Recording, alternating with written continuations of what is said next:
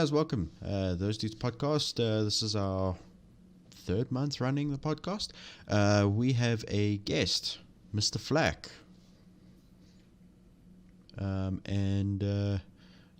So first topics, Call of Duty.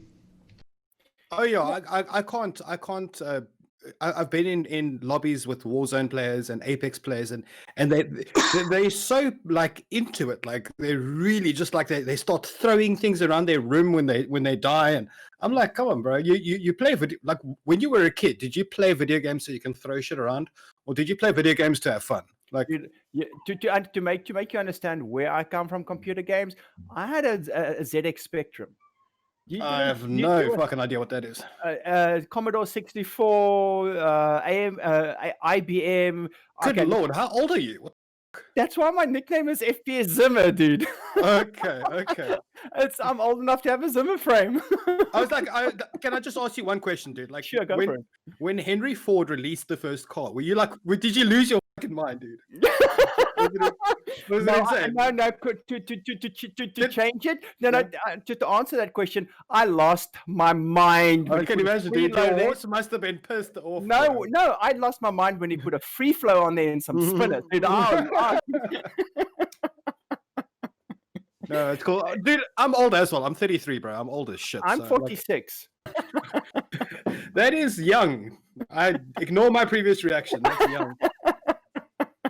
That's totally fine. Yeah, I play with a lot of juniors. I mean, Vincey, he's 28. I think he's the oldest amongst the group. And then it's Sandman and Duck. But yeah, no, it just look. The thing is also, it's not about the age. It's what you enjoy doing. Was that Vincey's voice? No, I'm Vincey. Oh, Vincey. Okay. I don't speak much with them because I'm actually Afrikaans and my English not that great. No. Sounds good. You like that cool dude that just sits in the corner and smokes cigarettes? You have no idea how cool this guy is. Until someone needs to get beaten up. He just sits there and waits. He kicks our ass on Xbox, dude. This guy's an Xbox player amongst the PC gamers. And he is so good. He is so sharp. So do you guys keep him around because it's like reach for a dream? You know, console players? And No, JK. He's showing us how it's done. I really wish I had a console, to be honest, because like I got so into PC gaming, and sometimes you just want to fucking sit on a couch and hold a controller, not keyboard, mouse, chair. You know, sometimes you just want like a fun little jam session. I tried that. That controller almost landed up in the fireplace. I was so dyslexic when it came to that controller. I don't know what was up or down, and those buttons. You actually need those fingers to hold the controller. Why are you flying with those fingers? It's not for me. But now the console's actually pretty good. I mean, you can put keyboard and mouse on it, so that's you can, and I think the next generation of consoles is going to be pretty epic as well. Because I know that the Sony and the Microsoft have developed their games now for keyboard and mouse on console. No, because it's now a preferred choice. No, 100%. It makes complete sense. And I said that years ago, and I said, why don't they make it compatible to keyboard and mouse? Because then that's the only time I'll buy a console. Actually, yes, same. Console will cost you what, 6, 7, 8 grand. What's a middle range graphics card? Same price. Yeah, you actually get a next generation console for a mid end graphics card, and then you save for, call it 6 years. That's 100%. Fucking bargain to me, bro. I mean, look at the RTX 20. Yeah, 100%. The RTX 2080 is 23 to 25,000 rand. You're sitting going, yeah, exactly. How many consoles can you buy for that? A lot. Yeah. All of them. At the same time, bro. But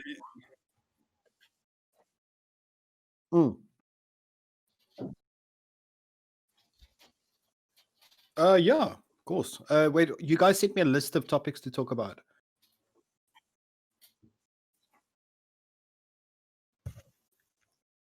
Okay,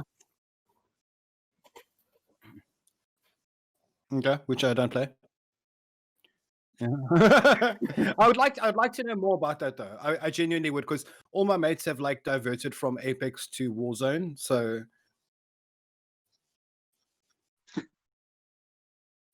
do you want to? Okay. You want to know what I think about Apex? Please tell me. So, like I told them, Apex were made. If you struggle to play Warzone and you want to feel good, then you go play Apex for a while. And then you go cuck, back man. to Warzone. Cuck. Dude, I would get like average of 3 to 4 kills on average on Apex. And then I would like some of my mates would leave and go play Warzone and I'd join them and then I'd get like 8 kills. It feels like Apex, but for Down syndrome kids. That's what Warzone feels like. Like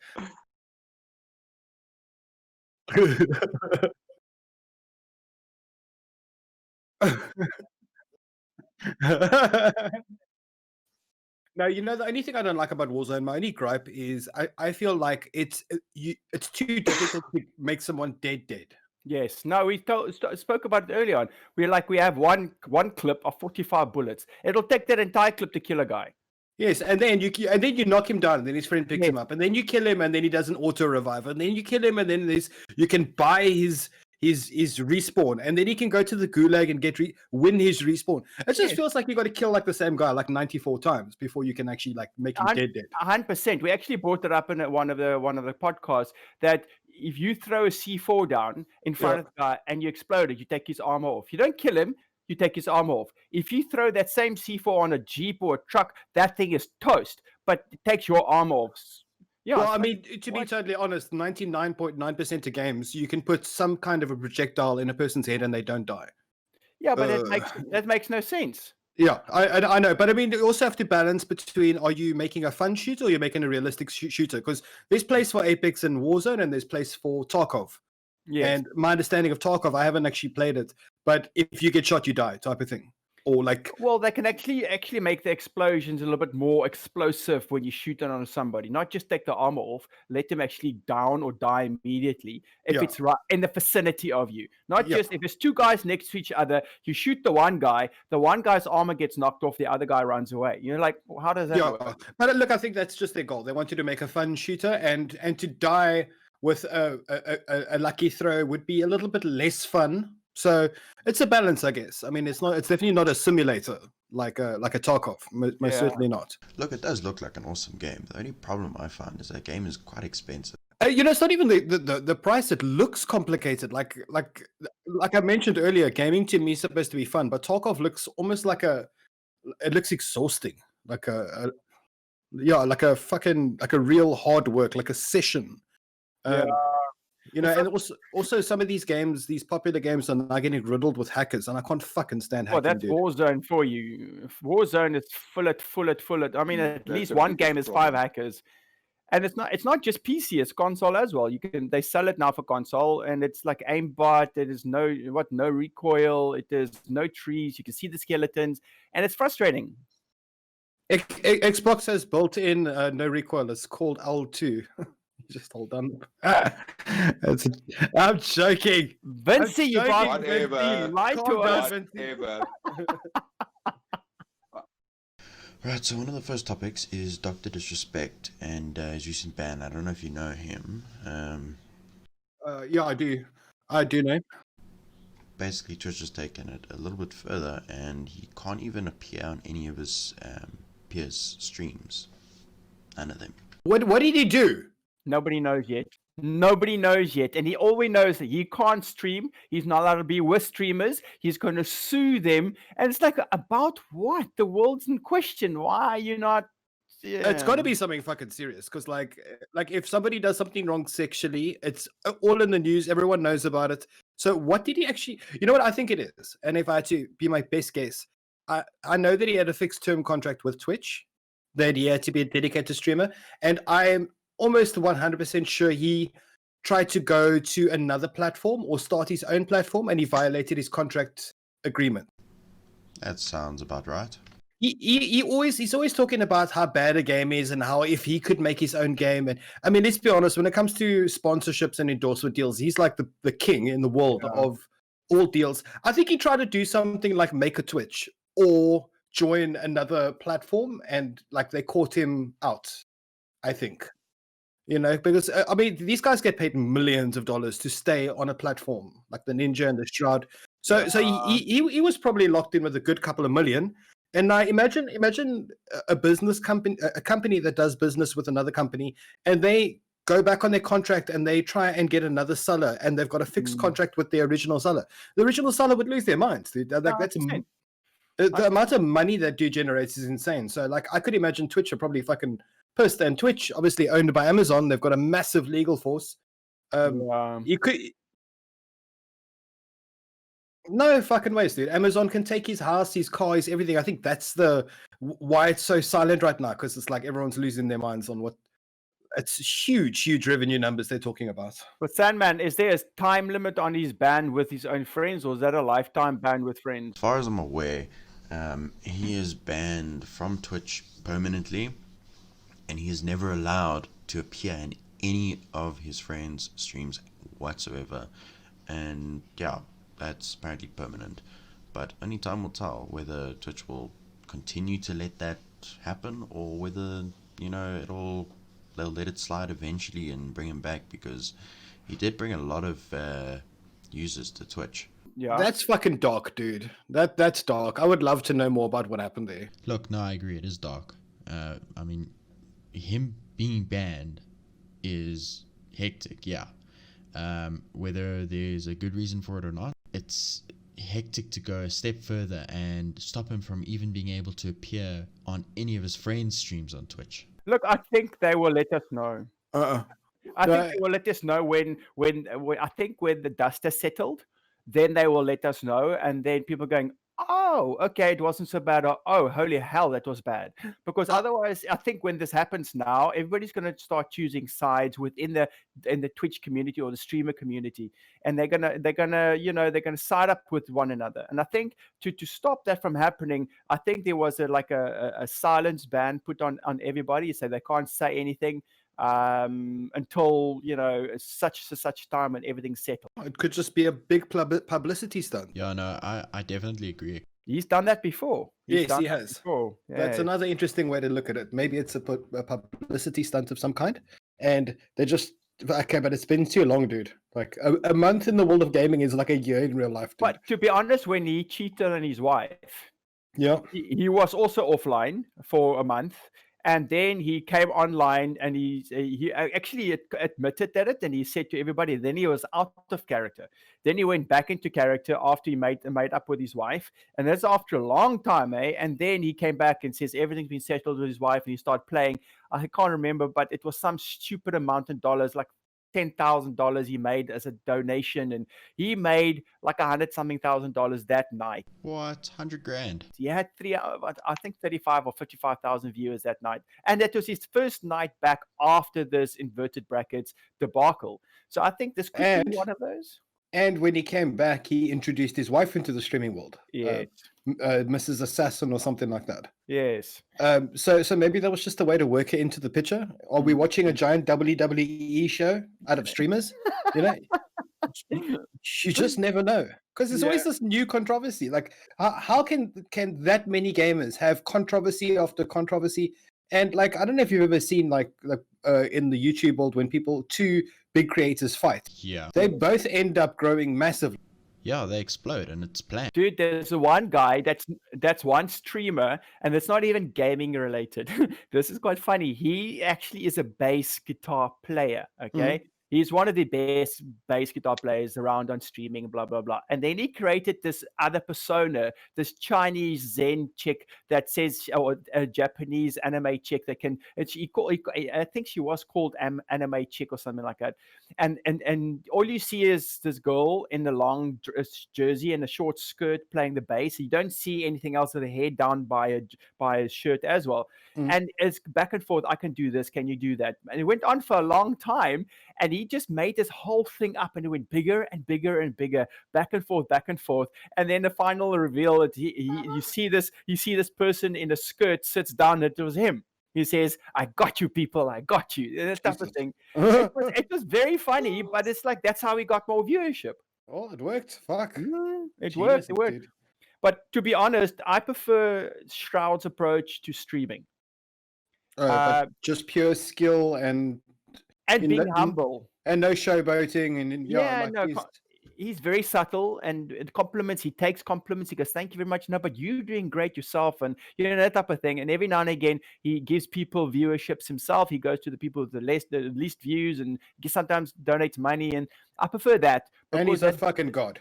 And he's a god. completely. He's Mr. Esports. Yeah, that's And disgusting. I'd rather follow somebody like that than Dr. Disrespect. He's fun for 5 minutes, and after a while he rubs me raw, and I get aggressive, and I go, I don't dig this dude anymore, and I move on from him. I used to follow him, but then I noticed that I stopped following from him for a while now because I can't deal with that aggression in computer gaming. I couldn't get it. I mean, I like the show that he puts on. I think that he is the best streamer in the world purely because he works his persona so well. 100%. And I mean, he's quite skilled. He's not the best in the world, but he's certainly not remotely bad. He'll destroy me in any game. He's got a certain level of talent. He's got this persona, and I dig the show that he. I mean, I don't want to watch streamers for insane amounts of skill. Like I'll watch Shroud and then I'll flip over to that Choco Taco. He plays PUBG.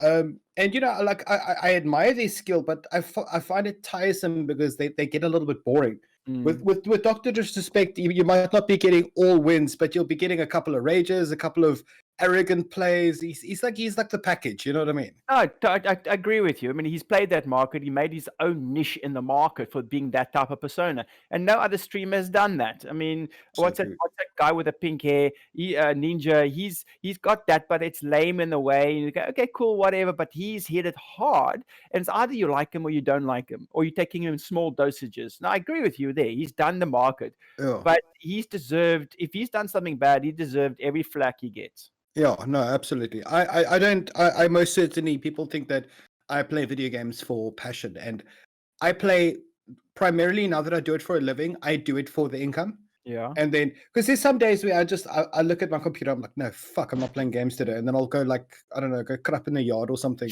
Like, I don't have that passion for it like I used to, unfortunately. Yes, I do love the game, but I prefer to play games when I'm not recording, when I'm not streaming. Yes, because there's now you're having fun. Then there's no pressure, But then as soon as I start recording something, I get worked up because I'm looking for content when I'm recording, man. Yes. So yeah, it's a lot of pressure. How do you do that though? I mean, I know everybody's asking you this question, but when you're in game, for instance, when I'm in game, I keep quiet though. I can't talk. I can't. Same thing with my mountain biking. I can't. When I go down the trail, I'm mum. I'm completely quiet because I have to concentrate on what I'm doing. I can't say, oh my God, this is. Then I speak to the people. If I try that, I mean, that means my concentration is veering off. And it's same in computer games. I can't. I play the game, and maybe after the game, I communicate with the camera a bit, but it's not like the pro streamers when they make this whole thing and they have a laugh and I don't know, how do you do it though? How do you break away? It really depends on what kind of video I'm making. So I've got different styles of videos. I do obviously gameplay, and that is like record and constantly talk so that you can keep your viewer entertained. Then I do something like a story where I play in silence, and then when things happen, I talk in game, obviously. Because obviously in game talk with Rust, you can talk and they can hear you.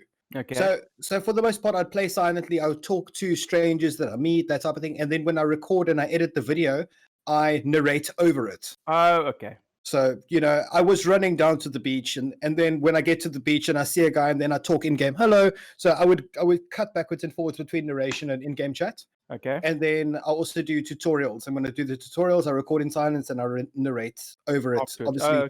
Because I found that when I'm trying to concentrate, my speech goes mental. Like I don't say things right. And then when I actually do a tutorial, I sit and I write a script.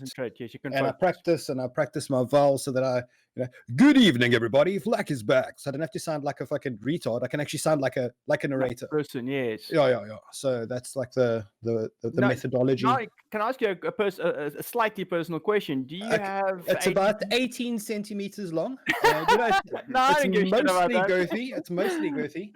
Do you suffer from ADHD or something like you can't concentrate or dyslexia a bit? Not at all. No, you don't, because a lot of streamers do. They do, and that's why I don't stream very well. I mean, I stream like once a month now, maybe. I haven't streamed in the last 50 days. I don't enjoy it, to be honest. It's very nice because then people can interact with you live. But I don't feel like I'm interesting enough to hold an audience live. I Oh, like the okay. fact that when I record and I edit, I can cut out my mistakes. Oh, okay. You know, you can see this video, and I did like 15 like really good shots in a row. Okay. But they don't know that I died 300 times between those 15 shots. Oh, You know okay. what I mean? So And do you have your viewership? I know, like for Doctor Disrespect, there's like an age group that normally follows, and your, for instance, your language and your content that you provide. Is there like a specific way you do it? It's like you just say, "Screw it, I'm going to view a stream for everybody. If they watch it, they watch it. If they don't, they don't." Do you No, have that type of thing? when it comes to streaming, no, I just go with it. But I mean, I do swear and shit like that. Yes. But when it comes to my videos, I aim for a mature crowd because Okay. you know you get the people that do memes, Yes. and memes are apparently, according to the meme law, the louder you are, the funnier you are, which I think is just fucking gutter humor. To be honest, I hate Correct. noises and distortions and yelling. It fucking irritates me. So like when I look at my analytics on YouTube, I can see that my preferred age group is 24 to 35. Okay. Which is a good thing for sponsors because sponsors look at like buying power of your audience. Okay. You know, it's one thing to entertain 12-year-old Fortnite kids, but you can't sell them a 60,000 rand laptop. So to have an older demographic is good because older demographic has buying power. Okay. So my content's more mature. I'm not the type of guy that will go backstab someone in game and, you know, just for that quick lull. I will Yes. rather strike up a friendship and go on an adventure with a stranger. Okay. And that obviously attracts a more older Okay. crowd. The kiddies, they want you to backstab someone and chop their head and steal their stuff. And it feels like toilet fucking content, you know? Yes, 9%. Yeah. So I try to keep it mature, and I try and because I mean, at the end of the day, I'm a 33-year-old gamer. So the type of games, the type of people that watch me is usually the older ones. Yes. Yeah. Which is pretty sick, actually. Also, you need to look at like when people want to sponsor you, they're going to sit and they're gonna watch your channel, and because you have an older group watching you, they have more buying power. So people are more likely to sponsor you in terms of buying power because of your older viewers. Do the viewers have buying power? And it's so true because I've seen people that you get these guys and they directly market to kids. You can't market product to kids because kids will log on and they'll perv at a computer monitor all day. They'll never buy it. Yes. You know, you have a 25-year-old, you know the guy's got a job. You might get less views with an older crowd, but you will most certainly get more sponsors. more click through. The sponsors want click through. They want to know that if you put on a product, how many people are going to click on that link, and that's critical. Yeah. I would rather have a 50,000 old dudes than have a million youngsters. Correct. And also with youngsters comes a short attention span. They find things more popular, and with an older crowd, I find a lot more loyalty. Correct. I've had dudes that have been watching me since the beginning for 3 years now, and like they still message me like once a week, like, "Hey, are you well? Are you doing good?" And these dudes like donate money, and they're interested in my life, and I'm interested in theirs. You get like a much better relationship, and that's like one of the key things about my YouTube is my community. I to this day try and reply to every single comment. It's getting a little bit difficult now. Yeah. So it's like you get thousands of comments, and that's like it's exhausting. But at the same time, like that's the reason why I got into YouTube. I used to admire so many people. People that are now my friends in game. I used to admire them because like they were these cool YouTubers. Yeah. And like I used to comment on their videos and be like, dude, that was awesome. And then you never get a reply. And like it felt kind of cuck, you know, like it felt kind of cuck. And then when I started doing it, I'm like, fuck this. I'm gonna reply to every one of you bitches, you know, says the guy with 3 comments. And now but you know, I'm still trying to, you know, it's so crazy, dude. You see these people and they write this long ass comment and you reply to them and you're like, dude, I'm so sorry you're going through a hard time, and like I thank you for the good wishes and I hope you stay well. And dude, they reply for like 27 times on that one comment you made. They're like, I'm so happy you replied. I'm like, Yeah. I'm just a dude that plays video games. I'm not special. But, you know, No. it makes them feel special, and that makes me feel special. 100%. I mean, love my it. mountain biking channels, when I speak to the guys, they Yeah. respond, and I'm going, you do when you get that ping bong on your phone, you go like, hang on, who's this? And you go, the It's actual cool, guy bro. replied. It's You go fucking like, cool. oh, actually, he acknowledged me. It's like you're like a mini celebrity saying, hey, bro, I hear you, and I agree with what you had to say, or actually, this is what I prefer to do. So maybe look at it that way. And you're like, you kind of feel valued in a way. So true. And like, because I occasionally fanboy myself when I get to like the big boy like streamers, you know, because like I still love my Shroud and my Dr. Disrespect. And the one time Dr. Disrespect was streaming and like he had the subscriber only chat, and then someone gifted me a sub because you can't chat if you're not a subscriber.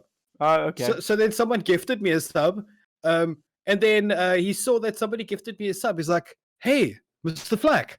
I was like, "Holy fuck!" He like actually saw it. He's like, "I've seen your videos." I was like, "What?" Like, and then I got that same sensation that they get, Yes, and I yes. got it for that moment, and I was like, Yes. "Oh my god, is that what it feels like?" That's so cool, dude. Because like I've gotten to a stage now where I lost that magic that I used to feel. Yes. But if I can make people feel that magic, fuck yeah, win. Yeah, no, 100%. That's what the point of our from us playing games is, to make people feel better. Yeah, quite literally, dude. I had a I had a tough childhood growing up, dude. Okay. And I escaped with games. Games saved my life. Like whilst everyone was out playing soccer and, you know, being regular children, I was like fucking with my Nintendo, bro. Getting it in there. Circus Charlie, baby. Like, I Vincey, love what that did shit. you say? What did you say the other day, Vincey, about gaming when you finish work? A long pause. Lights are on, but nobody's home. Say again. What AFK, busted. Okay. What did you say when we spoke about these hackers? When you come back from work and all you want to do is play? Just to relax. Yeah, just sit back, right? You want to Grab a get your computer. head clear. Oh, fuck, dude. And just, you know, like kill the people virtually, you know. No, dude, literally, that was my You life. man. want to beat their asses. That's all you want to do. I had a very, like I said, I had a job in the point of sale industry, as you can imagine. I was wondering, Sandman, what point of sale does the restaurant use that you and your girlfriend manage? Our point of sales is GARP. Oh, that's the never mind, I can't say. Anyway, it might have been that company. You know, it might have been some bulletproof restaurant software of some, you know, but anyway, let's not talk about that. But fuck, that's a small world. The company that I used to work for, which is totally not GARP, point of sale, was a company that used to work you very, very hard. You'd work over 12 hours a day, and I'd come back from work physically broken, like physically destroyed. And like there was no compassion. You live in, I don't know where you guys from, what area? Cape Town. Free State. Jersey. Okay, so Joburg was a different story, but I'm from Cape Town, and there are basically like there's very few populated areas in Cape Town. You get Cape Town itself, and then you get like Stellenbosch, and then you get Durbanville. You know, so they wouldn't say, "Oh shit," you know, you live in one side. Go to the places there in your area. They would say, go to the fucking Hout Bay. When you're done there, go to Cape Town. When you're done there, go to Stellenbosch. They would send you all over. You'd work 15 hours on a 12-hour day. You'd come home and you'd be absolutely fucking broken. Crawling in cockroach cuck behind a dirty bar all day. and then you come home, you fucking dirty and broken and tired. And then what else do you have? It's computer games, bro. That's it. And I would fucking just wash my face, wash my hands, have a cup of coffee, and just sit there and just veg away. One of two things: either veg away on a game, or watch YouTubers vegging out. And you know, that was my release. And at the time when I worked at not GARP, there was a very, how do I say? It was a very different time for me because I didn't have a gaming PC. I had like a cuck little, you know, Pokemon PC. Like it was a piece of shit. It was a fucking Pentium 4. And this is like 4 years ago. So you know that shit was really bad. And but it was when I used to type my documents on Nkak. I wasn't into gaming as much. I was going through a lot of financial problems and I didn't have stuff. And then my girlfriend, who's now my wife, she surprised me on my 29th birthday. Huh? Yeah, 29th birthday. She bought me a fucking gaming PC, bro.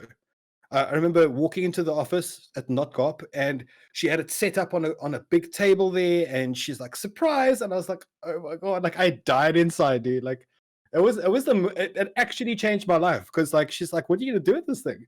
And like I wanted to say play games, so I was like, "I want to fucking start a YouTube channel, baby." And then I did, and it worked. Fuck. Oh. I wondered to myself, what would have happened if I didn't go that route? Like I was fucking miserable, dude. I hated working at, not to be disclosed place, and I hated it with everything. And then like I thought like almost like YouTube or gaming was my last chance, because I was like I was down in the dumps, bro. I didn't want to carry on, and then it fucking worked, and now I'm quite happy. Well, speaking of your channel, how did you get to the international community? Like, how did you get big over there? I don't know. I wish I could give you an answer, but I released a video and I got like 15 views on my first video, and like one guy was like, "A South African, this is puss, you'll never make it," something like that. I was like, "Well, that wasn't very nice. That was rude." And then I tried again, and I tried again, and I tried again, and I think like by the fourth video, I got like 500 views.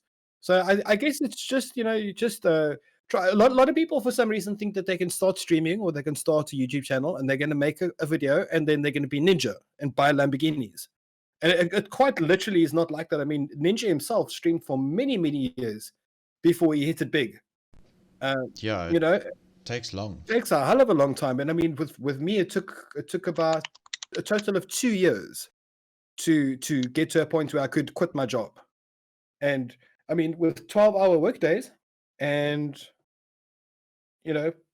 trying to record and edit a video, it took months to make one video. So yeah, it wasn't a very pleasant time for me. I got very sickly as a result of trying to start my YouTube channel, because of the physical nature of my work versus the amount of difficulty to get a video out.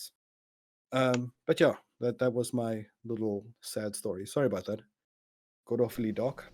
I wouldn't say it's dark. I would say it's giving people perspective, Nice to know where somebody came from to Yeah. know where he is now. Dude, so grateful. Like I'll never stop being So- grateful. And if you see how most people who are successful in their life, how they did when they were young and where they sit now, it's actually pretty awesome, eh? I have found, weirdly, the most people that I've come into in the industry that are doing well now have always had a very difficult life. Like, you see these lighties. Have you? I mean, you guys must have seen it in the local South African industry. There's always that one fucking nai who like finishes school, right? He gets given a fancy car. He goes to college for like 500 years, and he gets the best computer, the best everything from his folks. And like they never really like amount to anything.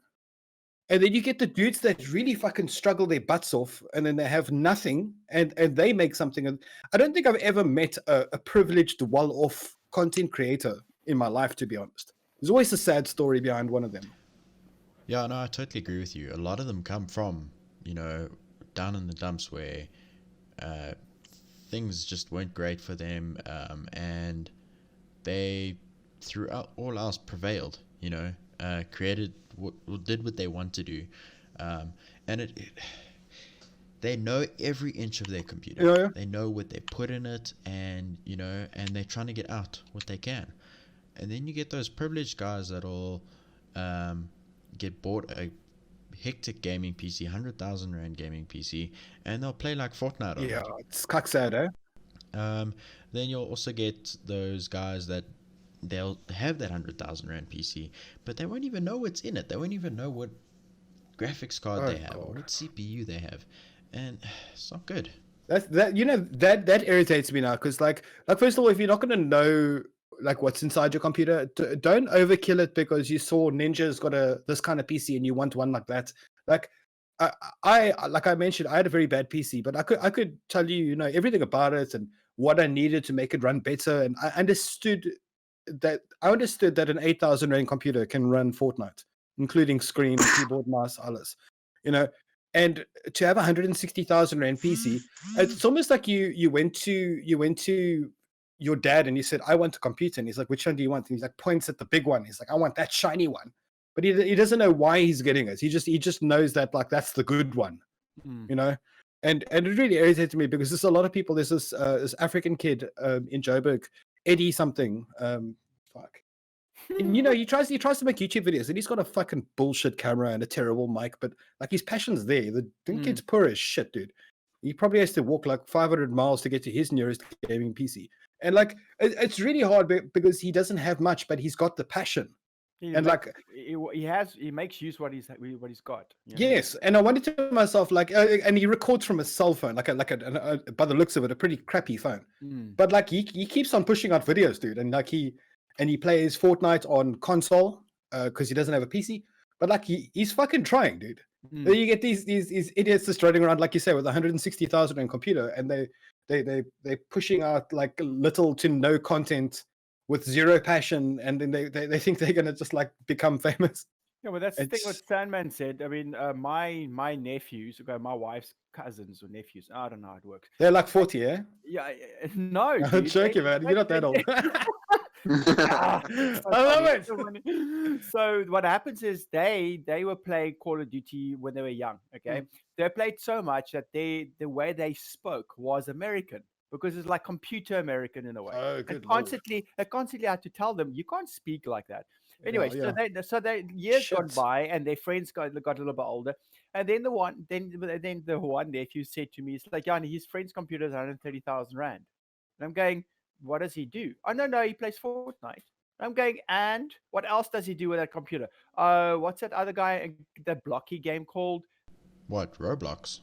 What's that game called now, man? Minecraft. Minecraft. He plays that with a 130,000 rand, 140,000 rand computer. He's got the latest SLI 10. What at the time was 980 GTX. He's running, and I sit him going, but he doesn't even do anything. He doesn't create anything. He just plays it. No, his dad bought it for him. So now that's I have a problem with. Yeah, same. I mean, like there's a computer is a tool. It's not just a gaming platform. It's a media center. It is a workhorse. It can make videos. It can make you money. Yes. And to see people that desperately have this passion and this drive work with basically nothing, with garbage, and they actually still push out content. And then you see people that have the tools and they don't appreciate it. And they complain because it isn't red or isn't yellow or it doesn't have this. So yeah, it isn't. Oh, bro. Kills me. So I see you use two different PCs, one for streaming and one for like recording. You ever looking at like upgrading in future, and if so, what are you gonna upgrade to? I actually weirdly I didn't upgrade with like an endorsement deal with Asus like 2 weeks ago, but it fell through. But yeah, now I'm working on a different one. But what I do is I have two computers. I got my desktop and then I got my laptop, and my laptop was sponsored by Acer. It's a very, very powerful laptop. It's a Predator Triton 500. Okay. Got a 2080 RTX graphics card in it. Not a TI. It's an 8 gig 2080. Yeah, the Max Q. And you know, in terms of performance, it completely outperforms my desktop because my desktop is quite old. Yes.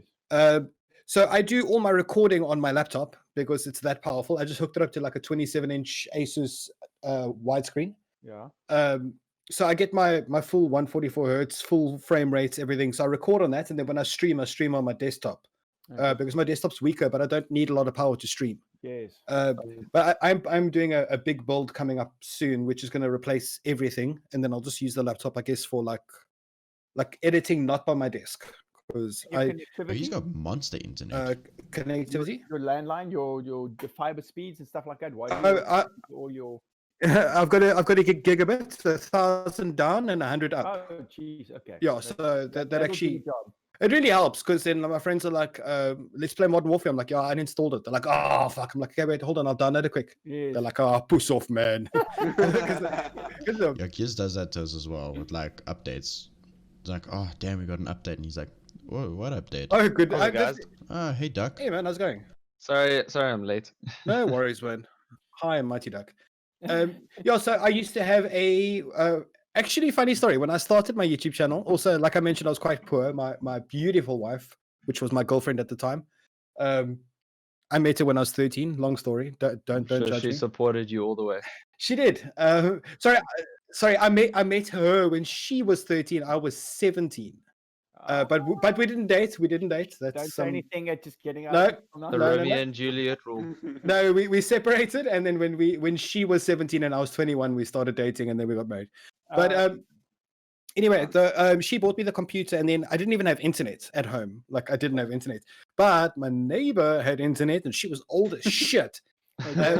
So then the one day she's like, I can't get Wi-Fi on my. So I'm like, you know what you need? This wireless TP-Link outdoor antenna. Aimed that shit at, mounted it to a wall, aimed that shit at my house, and I fucking stole her Wi-Fi. I'm sorry, and she's old. She was It's like, okay, let me set up your password for you, and I'll set you up right away. Yeah, absolutely. She's like, what is this Flak Beast, the Demon PC Wi-Fi outpoint? I'm like, don't worry about it. It's fine. But I stole her internet, and she was over the road from me, and I was basically getting 200 kilobytes upload and 2 megabytes download. Fast enough to game on, but not At the fast enough. time. I would take 3 days to upload a 10-minute video. So it was. Yo. So there is a bright side to the story, don't you worry. So she's also not so well off, but her daughters were paying for internet at the time. So I kind of siphoned off her for like 6 months, and then I got I don't know if you guys know Wisp, like a wireless internet service provider. I got a Wisp, and I was getting 8 megabytes down and 8 megabytes up. That's good. And Massive that lasted upgrade. for a massive upgrade. Lasted for about a year. And then I got the godsend letter from Vumatel. We are doing fiber in your area. I'm like, oh my mur. Okay. They're like, how much speed do you want, sir? I'm like, all of it. Just give it all. Give me the internet. They had 2 options. It was 200 or 1,100. So I went 1,100 because I knew that games were getting very, very big. Yes. And I don't like waiting. So it's nice if I need to install, Warzone, for example, I just click install, go make coffee, come back, and it's done. Yes. Which is, that's usually a 2-day install for a normal line. Yeah, but you must understand, a lot of people, like you got your 1001 line, and a lot of people don't quite understand if you don't have a rig. What line does he have? 1001. 1,100. Yeah, so 1,000 down, 100 existed. Yeah, gigabit. Gig down, 100 up. But a lot of people don't understand. You can't just have any machine running that data speed. No, absolutely not. You have to build a machine accordingly. It's like your router needs to support it. Your network card needs to support it. Your hardware needs to support it. Yeah. Everything needs to make sense. But otherwise, your computer, your network is going to be a throttle. Everybody, like, I've got a gigabit network, and it's like, yeah, but you're sitting with a 10x100 network card. So you're running at 100 megs. Yeah, total. And then you're running with a 50 to 100 hard drive. It's like you're not even spooling up. You need SSD for this. You need a gigabit graphics card. It's going to make a bottleneck. Absolutely. 100%. A lot of people don't get that. So when a lot of people get the subscription and they brag, they don't have the hardware support that. Yeah, and I mean, when I got my gigabit line, I did like a full network cabinet on the wall. I installed a gigabit 16-port switch. I ran network cables to every room, into every AP. So I'm getting on Wi-Fi. I'm getting 300 meg download speed. Yes. Obviously, because Wi-Fi is slower. And then on my LAN, I'm getting 800. That's crazy. That's insane. Yeah, well, Wi-Fi, because I just signed up, didn't just sign up, but a while ago, and they sent me this router, and it's 5G and 2.4G. My 5G can get 800, and my 2.4G can get 300. Yeah, so 2.4 gigahertz is weirdly, those are different kinds of spectrums, and the disadvantage with your 5G is that it's direct line of sight. It doesn't penetrate things well. It doesn't bounce very well. 100%. So you got to be sort of close to the modem to get those mad speeds, but you do get the mad speeds. That's why I'm next to my parrot, which is radiating him to death. Shame, that poor guy. Probably smells delicious though. So anyway, so let me tell you about the silver lining on that story. So I stole internet from my neighbor. So when I got the Wisp, then she had her internet for another 2 months, and then her internet stopped. I noticed her the AP that I installed on a house, because I would occasionally connect to it to see if it's still running. Yes. And then I connected to it, and it said that like you connected via Wi-Fi, but you got no internet. Okay. So I knew her internet was off. And then the one day I went over to her, and I'm like, "What happened?" She's like, "No, her daughter unfortunately can't afford the internet, so she doesn't have internet anymore. But it's fine. I've got Mnet. It's fine." Because she's old and shit. So when I got the gigabit line, I went over to her and I checked, and I'm like, "Do you have internet?" She's like, "No." So then I took the AP off her house and I put it on my house and I aimed it at her house, and then I sent her 50 megs per second speed. Oh, brilliant. Jeez. So I've actually But- branched off 50 off my gig Gig. towards her house. So you just gave back to what you took They were all, bro, all giving those back. months. Yeah, for what I stole, I gave her back at like significantly faster speed. Yeah. Fuck you. She owes me now. Like I'm gonna go fucking open a fridge tomorrow, go steal some of her food. And then also, and she's old as well, so she doesn't understand things like Netflix. So I installed a little Android box on her TV and I signed it in with my Netflix. So now she's got Netflix and 50 meg download speed. Pretty cool, man. So Why she don't you can. live next to me? No, she used to look after me when I was 3. Okay. So like Okay. I love that woman like a mother. She's delightful. And now that I've got a child, she brings my child sweets. Like Oh, she used to bring me sweets. It's very cool because I bought the house I bought my mother's house. Oh, okay. That's okay. pretty cool. Yeah, I used to live here and help her with the rent, and then one day she's like, I can't take it anymore. So I'm like, well, I've been saving for fucking 9 years. Can I Okay. buy it? She's like, yeah, fuck yeah. And then I bought a house from her. That's what I would like to do, but too old for that. I'll be buying my own house then instead of my parents. You know, my mother absolutely fucking dogged me. This house is very fucking sentimental to me because my dad and my mom bought it, and then my dad died when I was 8. So I grew up without a dad, and I love this house because he and her bought this house together. So I wanted to buy it, but after living for 20 years in it with no man in the house, there was a lot of deterioration. Yes. So by the time I ended up buying it, it failed. When you buy a house, you get something called a Beetle inspection, you get plumbing inspection, electrical. Yes. There's a lot of inspections, and it failed all those inspections.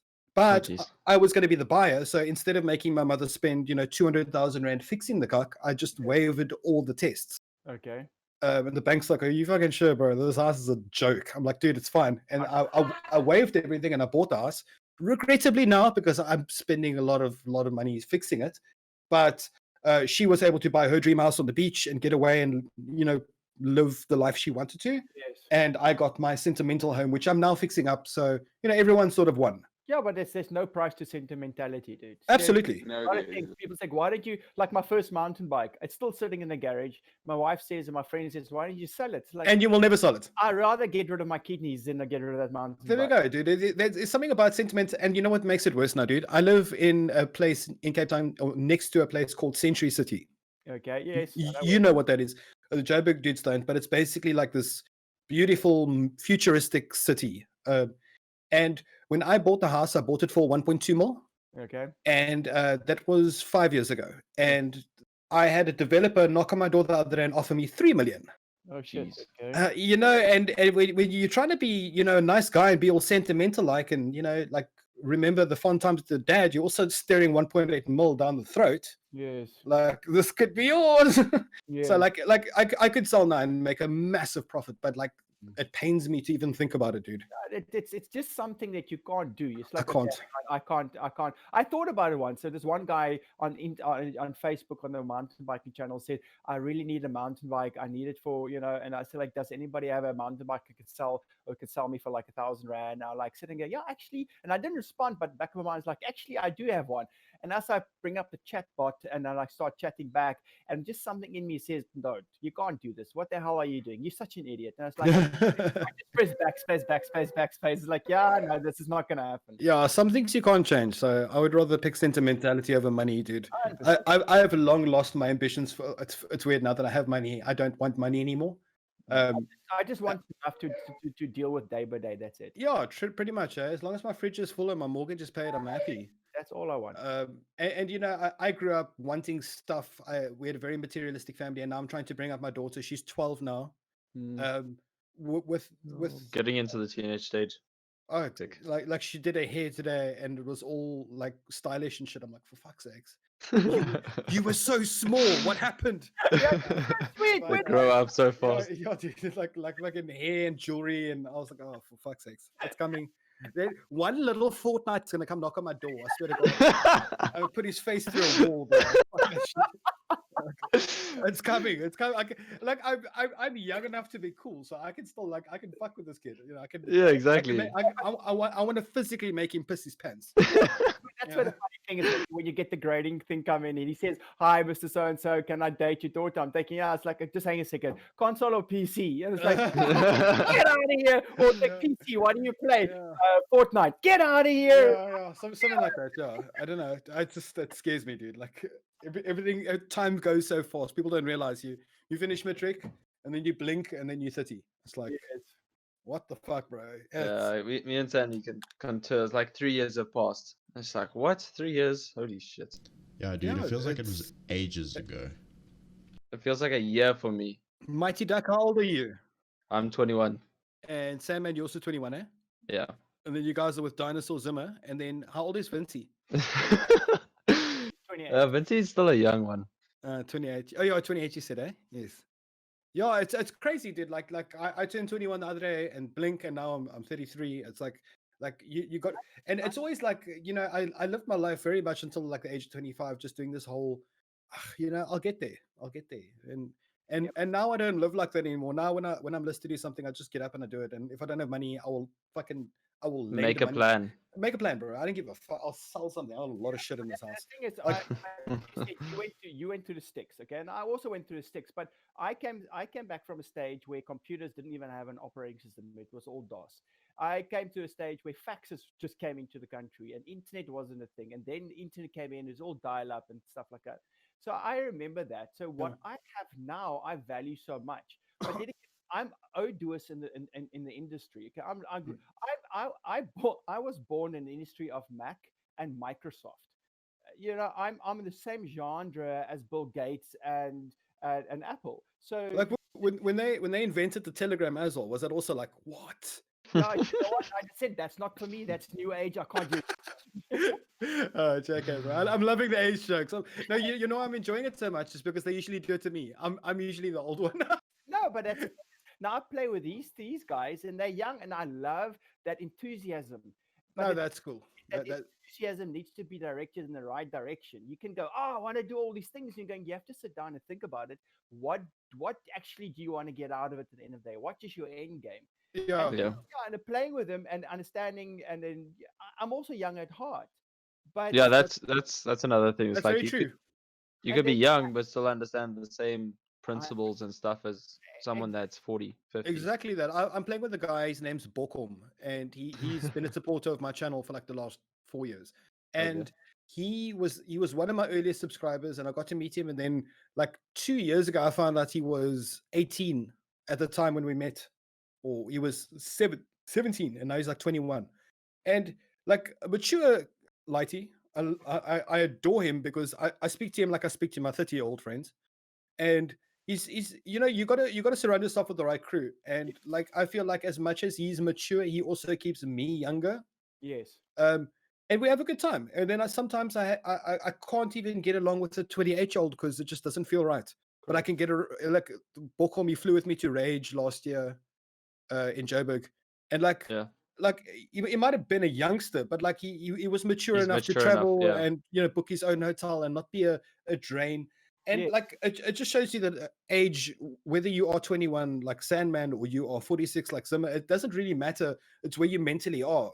yes. And Yeah. and I find immature 35-year-olds, and I find really fucking serious 20-year-olds. It just you find the right one, and when it clicks, bro. 100%. Yeah.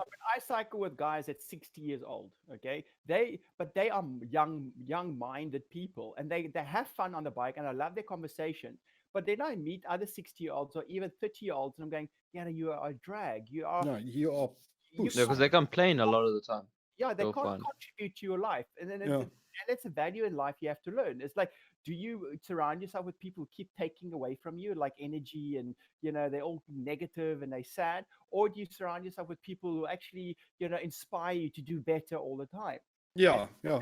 the valleys you need to like to size up early in life already and go, okay, cool, this is pretty cool. I know where I'm heading with this. Look, I'm the type of person that whilst I like a nice, mature partner to play with, a teammate, I'm very old at heart. So like when I'm not gaming and acting like a pill, I'm out in the garden and I'm gardening and I like nature stuff, bro. I like to just like relax. I like to sit with a coffee by the pool. I like to do gardening. I like the slow life, the quiet life. Like when my neighbors make a noise, I lose my cuck. Yeah, dude, Um, you and me both. You and me both. I want to live in the platteland where my closest neighbors are a week away. I'm in the process now of acquiring my first of hopefully many farms. Oh, really? Yeah, yes, yeah. I wow. went to go look at it yesterday. It was incredible. It's 12,000 square meters, so it's more of a small holding than a farm. It's Yeah, not I really. was gonna say it's not that big for. Yeah, it's 12,000 square and it's beautiful, but the neighbors are also on the center of their 12,000. It's 12,000 meters plot. square. So you got a nice, Plot. It's the plot, not the you got a nice plus. 24-meter like square meter distance. It's a significant. It's actually not even square. It's rectangular. So Okay. it's like strips, but like it's nice. Like if I wanted to make a racetrack on my land, I could. Young Flak loved that type of thing. So Hey Sandy, we got a track to go to now. yeah, I was very responsible as a young point of sale technician, and when I was 20 years old, and I Yeah. started working at the point of sale company that nobody knows about. The boss gave us an unlimited petrol card, and she's like, you also need to buy yourself a car now for the job. So I was like, can I buy anything? She's like, yeah, anything. I'm like, what's my fuel limit? She's like, unlimited. I was like, oh fuck. So obviously immediately I went to Chevy to try and get an SS, Right. a 6.3 liter, and then I got declined on the finance for that. But then I applied for a 2.5 liter Subaru. Shut up. I don't want to hear you talk. I don't want to hear that further. And then it was approved. So for my career at the point of sale company, I was driving around in a 2.4 liter 4-wheel drive rally car, which was cool because I didn't pay for fuel. but the negatives was I had to fill up every second day. And then like on the weekends, because I was so fucking mature, I would take my car to Kalani and I'd go race and I would go break things. And That's so mature. oh god, That's learning. it's learning because now I drive decently and slowly, and I still drive the fucking loud rally car, but I drive it quietly, and then kids zoom past me, and I'm like, those fuckers that you don't. This is not a racetrack, kids. I don't want to understand, man. Can you please take the guy off? He bought himself a Subaru. I just disagree with your guests now. It's just ridiculous. What? I can't have a guy on channel with a Subaru, and I still don't have one. Your mic went super soft, dude. Speak a bit louder. Oh yeah, can you hear me now? I can. Okay, I said I can't be on the same channel with a guy who's actually bought a Subaru, and I'm still trying to save for one. Honestly, they're not that cool. Like, Dude, there's nothing you can say. That I drove one on my birthday once. My wife organized one for me, and she goes, "Okay, here's the Subaru. Which Subaru WRX? Yeah, the STI version. Okay. But it wasn't the Subaru that I want to drive. It must be electric blue with gold rims. Nothing else counts. So the Subaru, as well. the big freaking wing at the back. This Subaru just came from Killarney. They trashed the brakes. So it was just scraping already. So the guy says, "Okay, can I drive it?" Okay, he says, "Cool, not a problem." And I sat there, and the clutch argued with me. I was just kicking my leg back. Holy crap, this thing is difficult. Went on it, and then a couple of drives, I was nervous. It's 305 horsepower. It's like, you know what? I can't deal with this. Then he drove us around. That's a lot of horsepower, dude. That guy crashed that car on the M3, and he overtook BMWs, the SS he pulled away from. I was like, yeah, just like, and then I said, this is the car I want to buy, and that's it. That's all I want. Either that or the Audi Quattro S1. I love the Audi Quattro. Yeah, the Audi Quattro S1, the Rally Edition, the Pikes Peak Edition. That's what I want. Oh my god, that's pornography right there. I sent 2 pictures of my car in the. Yeah, I see that. Damn, dude, it looks awesome. It is ghetto, bro. Yes. That's awesome. Honestly, Damn. honestly, like young Flak, like he had a big ego, so he felt cool driving that. That's nice. Now I look at it and now every time I get in the car in the morning, I'm like, oh, for fuck's sakes, I was such an idiot. But, Yeah, you know, that is hard, dude. That is hard. it is what it is. So yeah, it's a silly car, but you know what? The thing is, I've grown to be a non-materialistic person. So when I look at this car, and whilst it looks ridiculous to me now, and it sounds ridiculous, and it revs like a fucking superbike, it drives, it's licensed, it's paid for. I Yeah. don't need to go and fucking shell out a large amount of money for a financed vehicle and pay off something that's rapidly depreciating. This Yes. thing's mine, and whilst it's not like that lacquer, it does the job. It's got an aircon. It's nice and quick. It's safe. It's safe. Yes. I crashed this car. You might not tell, but the right hand side where the driver door is, I crashed into a concrete barrier on the N1 at 160 with this car. Jeez. Yeah, and fortunately with the Subarus, they have a built-in roll cage in the doors. So like whilst the car was pretty fucking mangled, I was fine. Like I feel like it saved my life. I was driving like an idiot in the rain. Proven so many times. God, so safe, so safe. Yes. And I think to myself now, I can replace this car with a financed car, but I'm going to be buying a piece of tin that will crumple.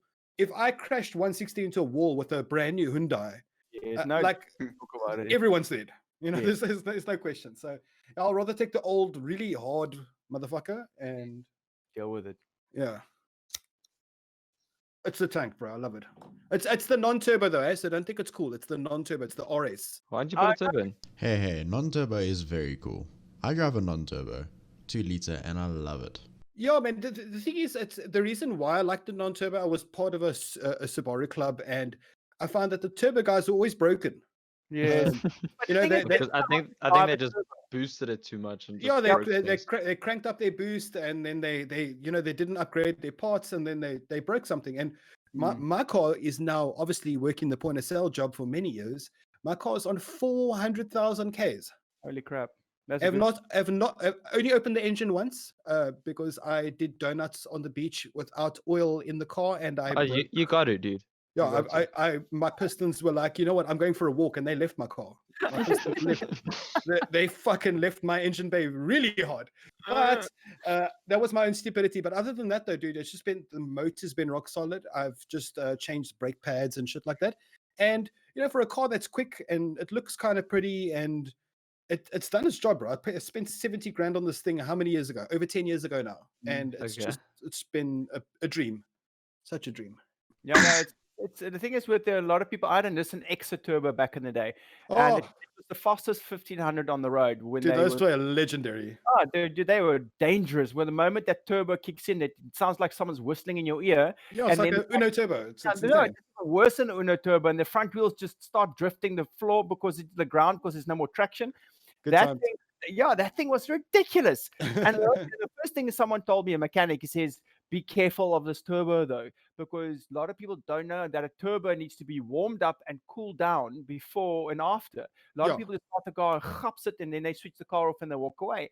And the problem is, a turbo breaks, it cracks the bearings, and if it's too cold, if you don't do it properly, so you have to look after it. And that's why you said a lot of people broke their turbos in the Subarus because they didn't know how to drive a turbo. No, but that's also people invented this thing. I don't know what it's called, but turbo I do know. Yes. Yeah, it lets your car idle for 30 seconds after. Yeah, and that's great with older turbos, like in an older Subaru or a Nissan Exa, for example. That is needed, but in the modern turbo cars, it's not needed. But yes, the turbo timer was a great idea. You switch the car, you take the keys out, but then the engine runs for 30 seconds. Yes, and then it just turns off. Yeah, slowly cools it down, switches off. It's great, but a lot of people didn't do that though. So, like, I get why they break, but also just forced induction versus a naturally aspirated motor is, chalk and cheese. I don't know, Sandman, you're very quiet. I don't think you know much about cars. No, I do. But he drives a great car though. That's the funny thing is he drives a legendary car. Oh, do you?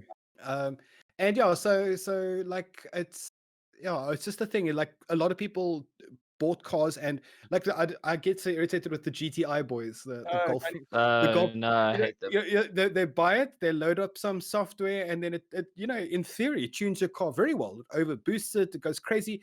But like You haven't upgraded anything. Yeah.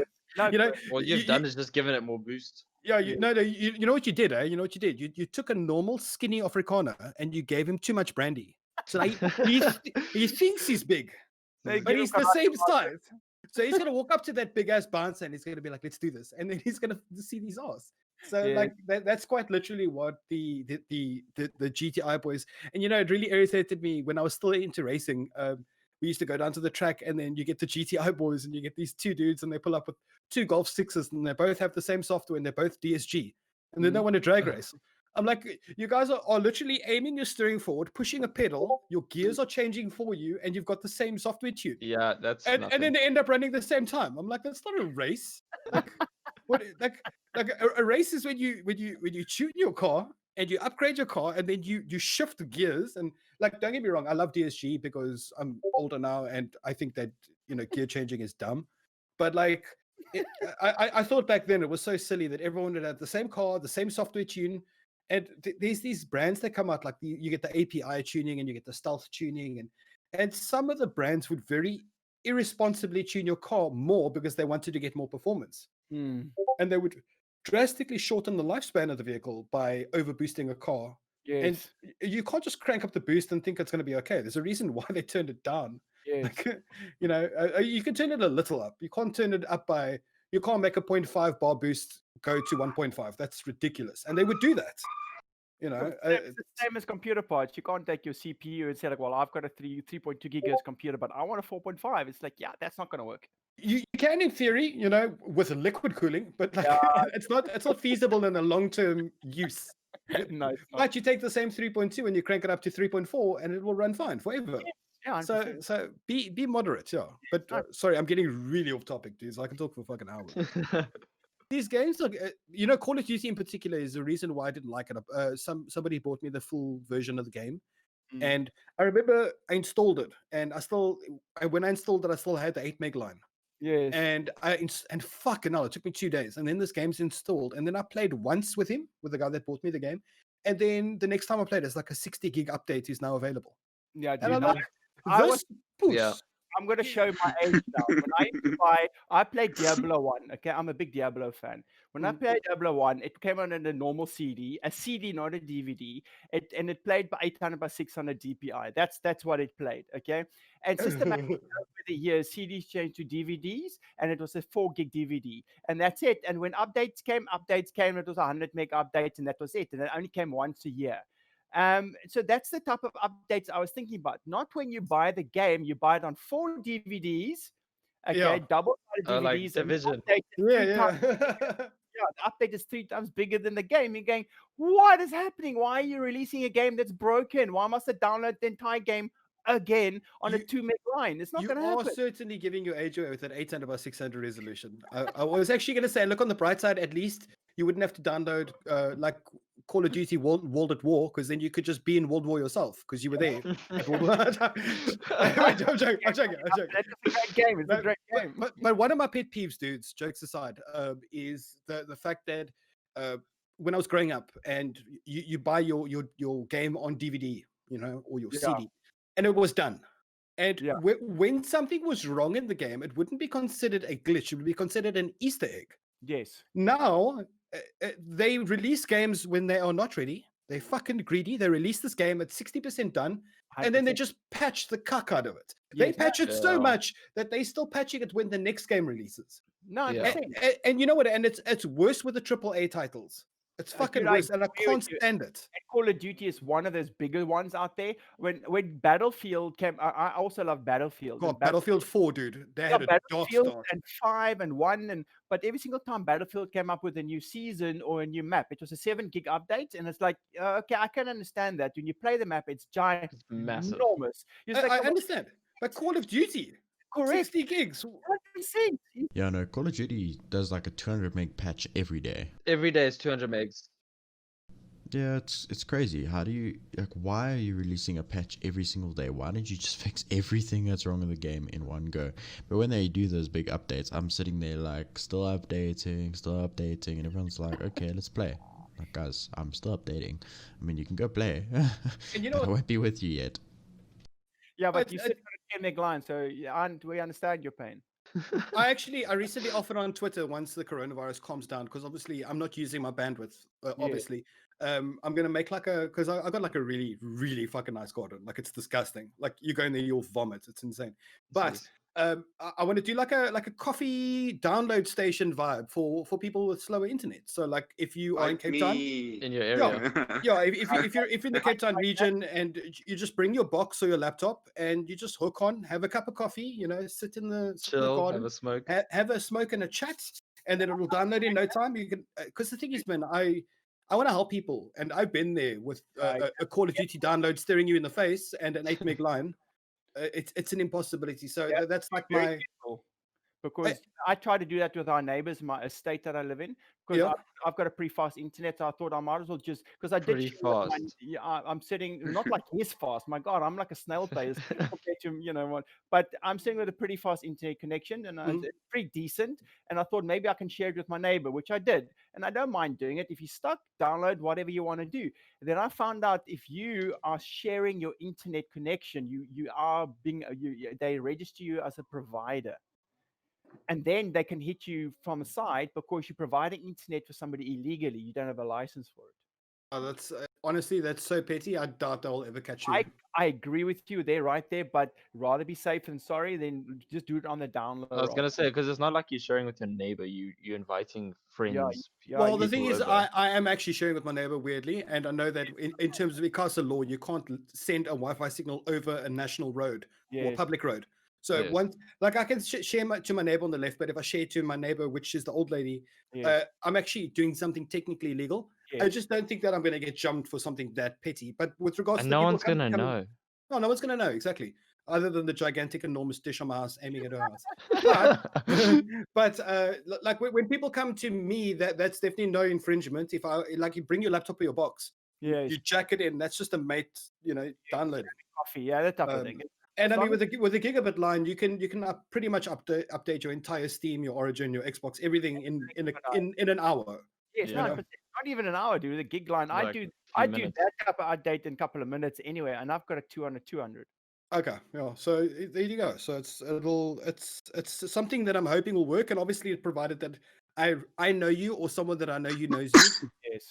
Because when I announced it, I had like strange guys from like the ghetto. They're like, "Hey, can I come?" Oh, I'm sure. Like, by the way, how big's your TV? Yeah, it's like, what kind of card you got? Yeah, but Where do you if put the keys? yeah, like just leave it under the mat. I promise it'll be fine.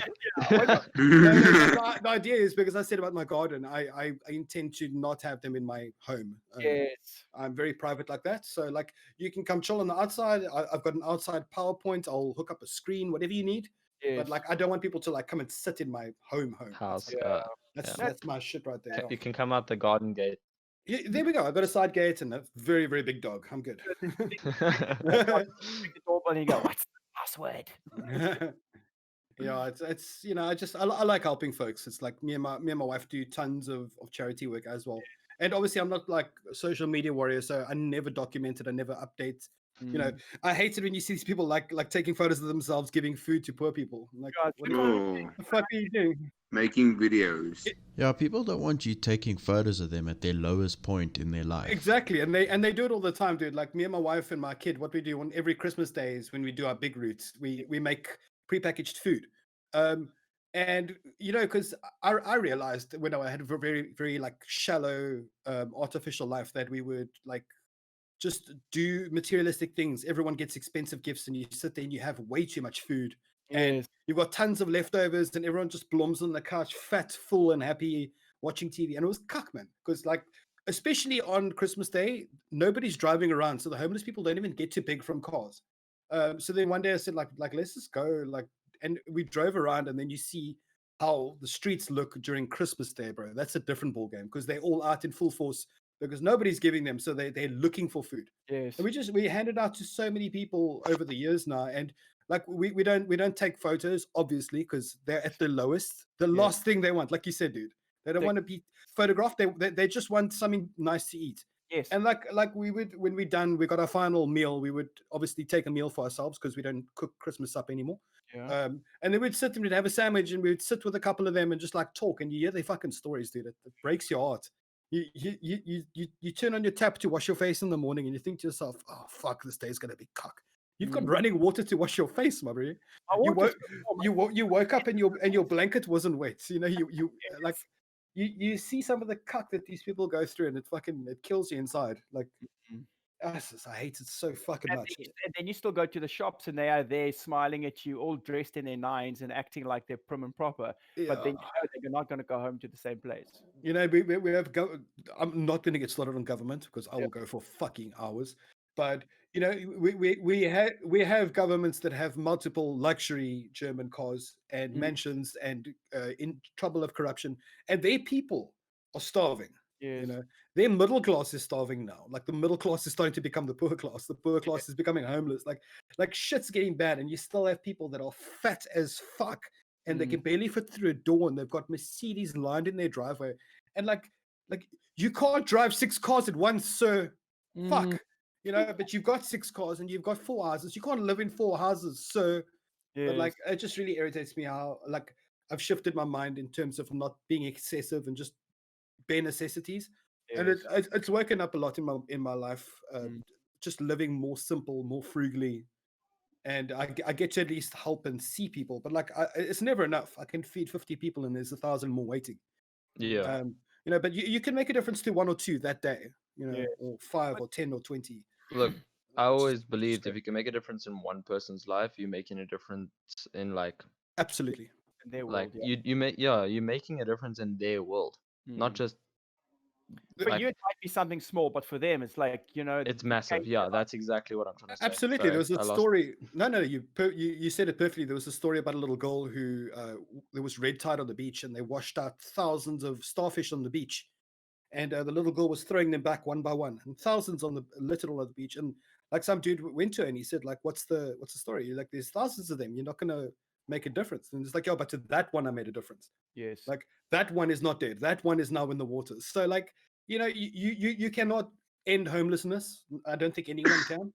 But you can make one dude have like a really good day that day. which 100%. which is great. Yeah. And you know it's so difficult to give as well because at the same time, like we've got homeless people that walk around in our neighborhood, and you give them, and if you give them from your property, then they come back to you for more, Correct. and they come back and they come back. So you've got to help people, but you have to tactfully help them. Yeah, but I have to say no to the guy shouting outside my house, but I have to go like hand out around the corner so that they don't know because no, we don't have enough. yeah, but it's Yeah. not just about helping. It's a different form of helping. Handing out is one way of helping, but enabling someone, that's helping somebody permanently. So I can give you a burger every Wednesday from a Wacky Wednesday. Okay, yeah, it's $50. Buy yourself a Wacky So, but Wednesday. now they know if they stand there, they're gonna get a burger. Yeah, they know they're going to Wednesday. get a burger. I'm not Yeah. enabling him to get better in his life and move forward. It's so true. Make I actively discourage people to stop handing out to beggars at the traffic Yeah. lights No, purely because they know that if they stand there long enough, they will get money. 100%. Now, enabling them is to give them the burger and make them believe in themselves that they can make a difference in their life and somebody else's life. The moment that hope has been taken, that hopelessness has been taken away, and you give them hope and give them dreams to look forward to, because a lot of these people who are on the streets, they don't have any more dreams, they don't have any more hope. But if you give it back to them and show them that things can change, Then they'll try. believe it, then you're not just feeding them in their stomach, but you're feeding their souls. So true, dude. I've got a garden assistant. I don't like calling him a gardener. I've got a garden assistant, Max, and he's been with our family for many years. And he comes from Malawi.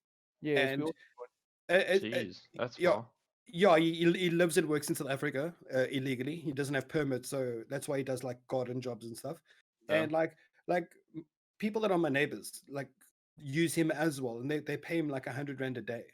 Like it's fucking disgusting. Like I pay him Jeez, that is- 250 a day, and I feed him. Like that's like my bare Mm. minimum. But like you know, it really breaks my heart because he lives in a local informal settlement. He lives in one bedroom. He spends 1,400 rand a month on rent. He's got no bathroom. He has to share a bathroom. Like Communal. his living conditions are shocking, and then he still says it's better than Malawi. Mm. Like What? in Malawi, where his family lives, they don't have running water in their village. They have to go and fetch water. Interesting. And yeah, and people, you know, those big blue plastic barrels. He said people have businesses where they rent out plastic barrels so you can buy a barrel and roll it to the river. So you Yeah. don't have to use buckets. You can use a barrel, and it Yes. holds 10 times more water. So they fill And it up and they actually use it like you push Like it. a yeah, wheelbarrow. Yeah, like a wheelbarrow. you wheel it back to camp, Yeah, and I've then you seen those. fill. And yeah, I've got one in my garden, and he was pointing. It's like, that's gold. I'm like, no, bro, that's blue. but he explained to me the story, and we are as shit as South Africa is, we are so incredibly privileged. Mm. Yeah, we're lucky. But like, so much more can be done. So agree. much more. But I think it's not the Yeah, when you word privilege that's a danger word, it's entitlement. yeah. Oh, I suppose to an extent, I get very irritated with I feel like Twitter or modern day social media is really anti-white. And I mean, I'm mixed race. My wife is colored. My daughter's white. Fucking try and figure that shit out. And like I obviously have a very multiracial family, and my heart goes out to young white people, to be totally honest, because like currently there's this big controversy on Twitter happening with Nikon South Africa. I don't know if you guys Okay. heard about it. No. But No. they did like a social media campaign, and all the influencers were white. Okay. And now they're getting sent to the gallows because there's no blacks or no colors. There's no diversity. And I did comment on there, and I said I understand it's probably a poor decision for Nikon's marketing, but I've seen many black only campaigns and nobody said a thing. Yeah. Yeah, but we angry at Nikon because they're not showing diversity. So I said, yeah, but if you have all black, you're not showing diversity. Like, Correct. But they don't yeah. understand that, because now they're filling that gap with their own. yeah, It's- so like It's a dangerous knife edge that people are walking on, especially on the social media side, when you can't do one thing right, but then you do the other thing, and people then you get slack from both sides all the time. especially and there's only one person more brutal on white people than the entitled Africans, and that is white people. Yes. Like there is when you get white woke folks, they are so hard on white people. Like Yes. like a white person not allowed to say nothing. Shut up, you privileged. Like, shut up. Like never mind the fact that you're born like in 1998 into poor. Like it doesn't matter. You fucking privileged. Shut up. No. Like and it really fucking grates me, because I mean, let's be honest, I'm not white, and I feel for white folks purely because of the way, like I understand that, like, in the 1600s Jan van Riebeeck did some shit, but like our age group now didn't. Nobody Doesn't have alive anything to do with us. nobody alive today had a slave, took land forcibly, dogged nobody alive today. So like I'm sorry, I grew up in gangland, Cape Town. I'm talking fucking Ottery. My wife grew up in Kalksteenfontein, places where you hear gunshots every day. Yeah. Horrible things. I grew up as poor as fucking shit. And when I got out of school and I started working and stuff, everybody was buying cool shit and buying Lekker Skoene and buying the new PlayStation 3, and I just saved and I saved and I saved and I saved. And then I bought my mom bought a nicer house in a nicer area, and I bought that house from her. And then my wife, who also grew up in we weren't stupid about our money. So then, I mean, I'm quite light skinned, so a lot of people just immediately assume I'm white, like off the bat, which is dumb because I clearly don't look like it. But anyway, the point I'm trying to make is that a lot of people are like, oh, but you got given your house. People assume that for some reason all the white people alive today own houses for some reason. I don't ever know how they fucking figured that out. No. But if you have white skin, you are privileged. It doesn't matter if you grew up poor or if you grew up in you have wealth in your family, but like they don't. Like, have you guys seen like the 90% of the brand new fancy cars driving around nowadays are driven around by Africans? Yes. That's a fact. I'm seeing a lot more poor white folks driving around in beaters nowadays. Yeah, it's true. There is a definite gap where the Africans are pulling ahead of the whites, and I'm fortunately stuck in the middle, so I get to talk about both equally. Everyone's like, you can't say that you're racist. You can't say. I'm like, I'm quite literally every race. Don't come with this postman. But yeah, I feel so sad, especially for, like, There goes it. Sorry. fucking hard. No, he's sitting on LTE Wi-Fi, so he's got network connections every now and again. Okay, that's cool. That happens. Sure, man. No, Yeah. it's a cuck story, and the worst part about it is like I've got a lot of international followers, and like they hear about the bad shit in the country, and they're like, "Why did you leave?" I'm like, "We actually can't. You cannot. If you are a South African or Afrikaans with no foreign passports or family, you can't leave your country. Mm, I can't go to New Zealand. I need to have a degree or skill to offer the country, yes. and I Yeah. need to be accepted by that country." And Yes. you need to be younger than 36 years old. You need to be a degree holder, and you need a reason why. Like, if any of you guys don't have a degree and you want to leave, you can't. No. You can I go had seek asylum. I suck at Warzone. No, but that's the thing. A lot of people just think you can just up and leave, and you can't. You're actually trapped within your own borders, Yes. and there's nothing you can do about it unless your uncle or your auntie, is a British citizen, and then you have a free pass. But most people don't. Most whites don't. Dude, I was born in Holland. I'm European. Okay, I still can't leave the country. you know what I mean? And like, It's I would impossible. like to. I'd prefer it if my government didn't steal 90% of our tax money, but they do. And we just have to sit here with the scraps and just pay for the mistakes more and more and more. And it's kind of fucking depressing, actually. You know what? But that's the funny thing is, you have the power as a multimedia influencer, like you on Twitch, your gamers, all that jazz, and you can make a difference when you're online to the people you communicate with. And that's the thing is it's such a powerful media to work with is online. No, absolutely. I completely Spread agree. the positive word. You can make people believe better in better things. I did a video once on load shedding, and people were absolutely shocked. Oh, they About- didn't know what it was. Well, they're like, why don't they just build more power stations? I'm like, imagine, right?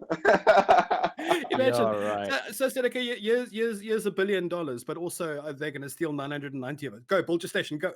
Yeah.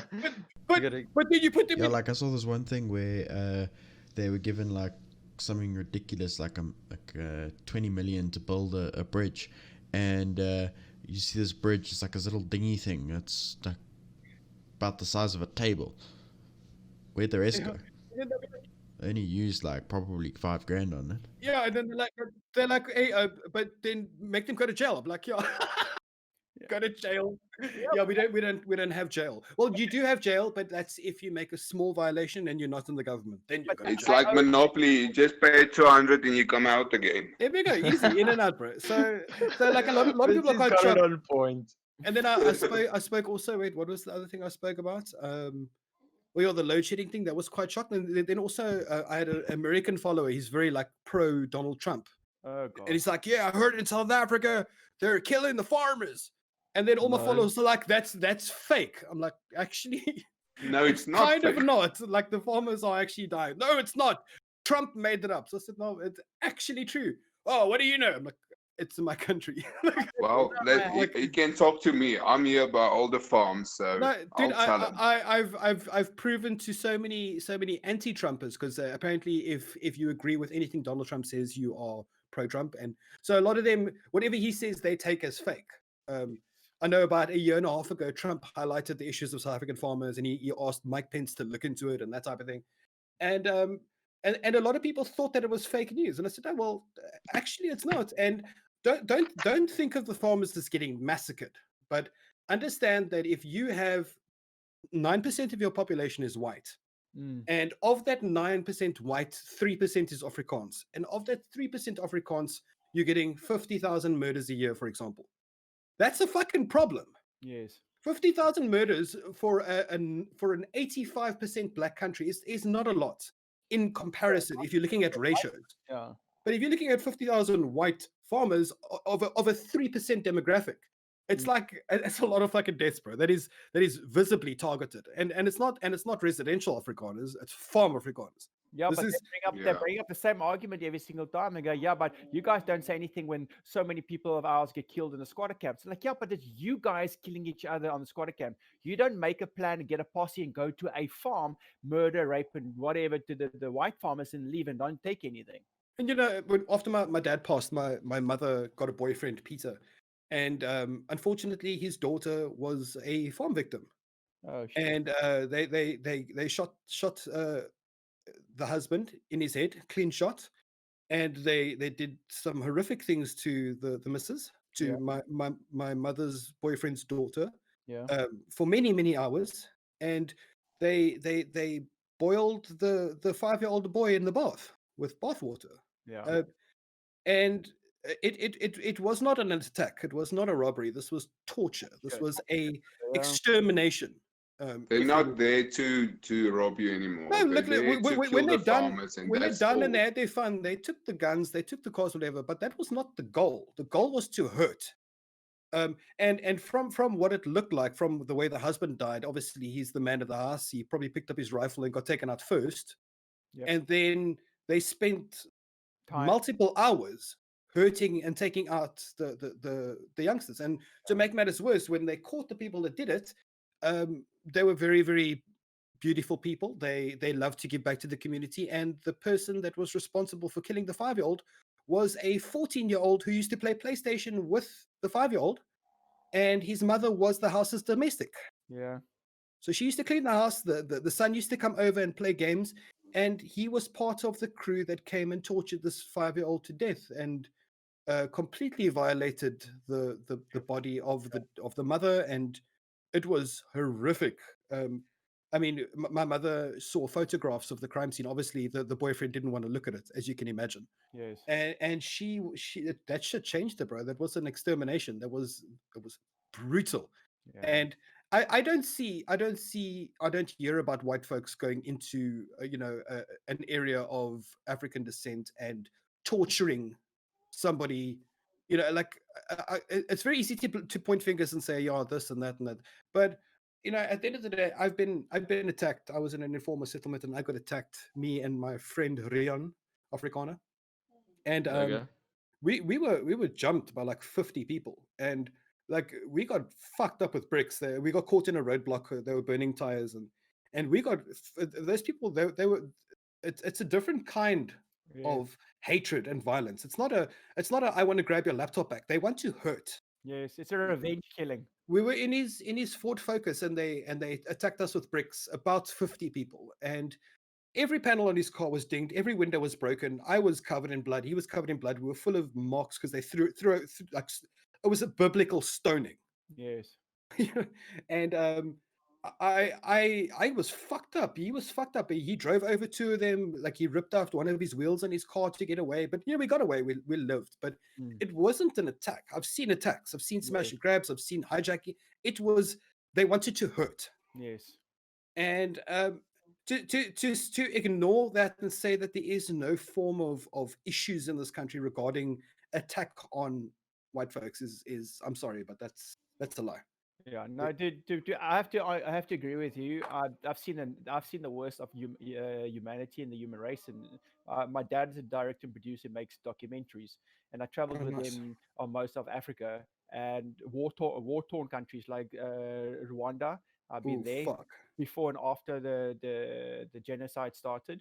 And in a lot of the stuff that I've seen, I could see that type of barbaric type of attacks. It wasn't there to murder or to anything else. It was something completely else. It was And hurt. it Yeah, it was changed pain. my life completely, to the fact that I've got PTSD. And you need to Shit. get over that to understand where. And a lot of young kids don't see this today, and they're going, I'm African. It's like, no, you're not African, you're South African, shut up. And then a lot of people say, aren't you scared about these people that break into your house? I'm like, no, I'm not scared of people breaking into my house. I'm scared of the 10-year-old that carries an AK-47 shouting orders to 21-year-olds and 30-year-olds, because he has no concept of what's right or wrong, but yet he tells people to go murder people. Well, because these kids are started so young, Yeah. they lose their sense of morality. They'll do unspeakable things and don't even flinch. Yeah, Oh, absolutely.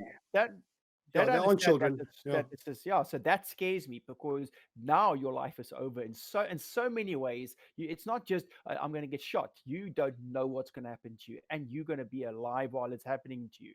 So that changed my life completely. So I understand your point of view completely. I've seen a documentary on child soldiers, like you mentioned, the 10-year-olds with the AKs, Yes. and they get them when they're 5 or 4, from their mothers, and they break them in. They break them in. They become literal killing machines at 10. They have no understanding of right and wrong. They are war machines. They are way worse than a captured 20-year-old turned into a soldier. Yes, way 100%, worse. because they have nothing to lose. They don't Yeah, understand. they pull value the of they pull the trigger, and all they know is that the threat stops. They don't understand that they've extinguished a soul. Yes. Like it's fucked, bro. Like he's so much wrong in this continent. It's shocking. Yes, no, Uh, 100%, but we digress so badly.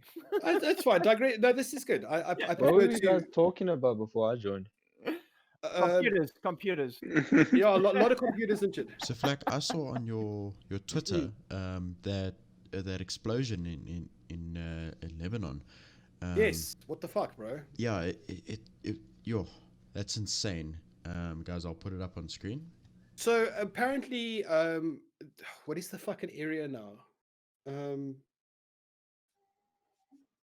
Yeah, a Buret port in what is the country now? Yemen, Lebanon.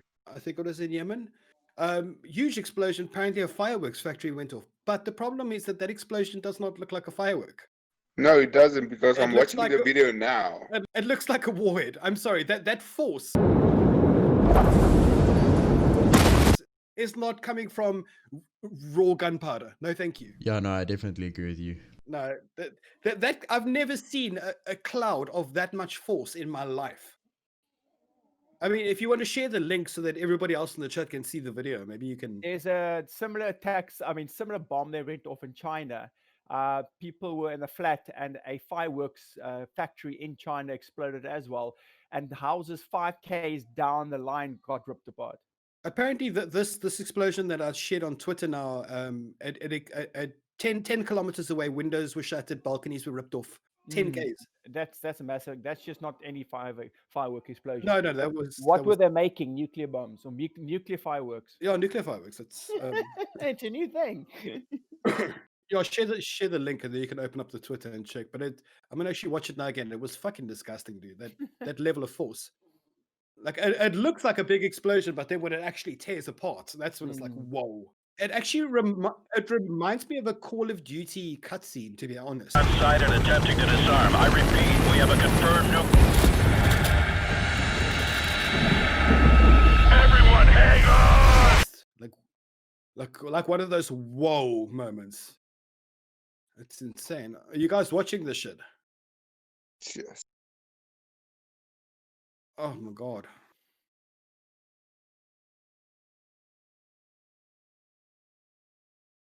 Oh, hold on. I do want to quickly cover the one topic that you said, that USB encryptable lock thing. How the fuck does that work? Can somebody explain to me?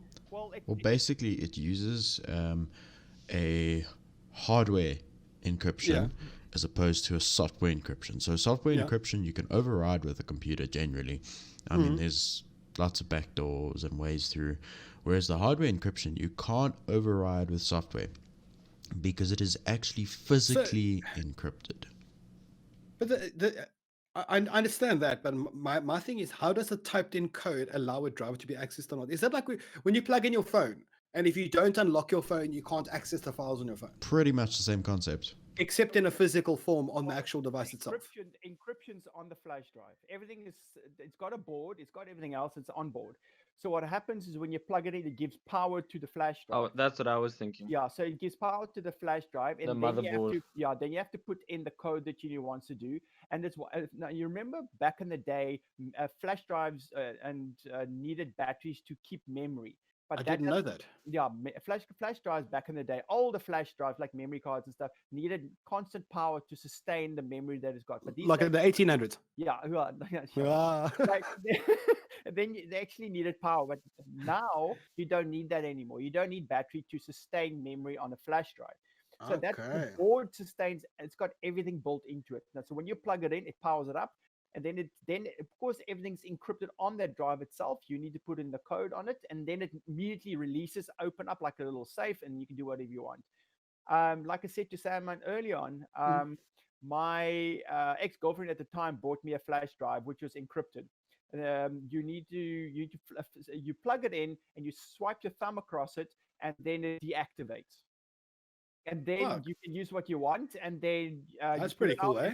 But it only works on a PC because it puts it in a little vault on the flash drive. The problem is when you plug it into another device like a what do you call it, a Linux machine.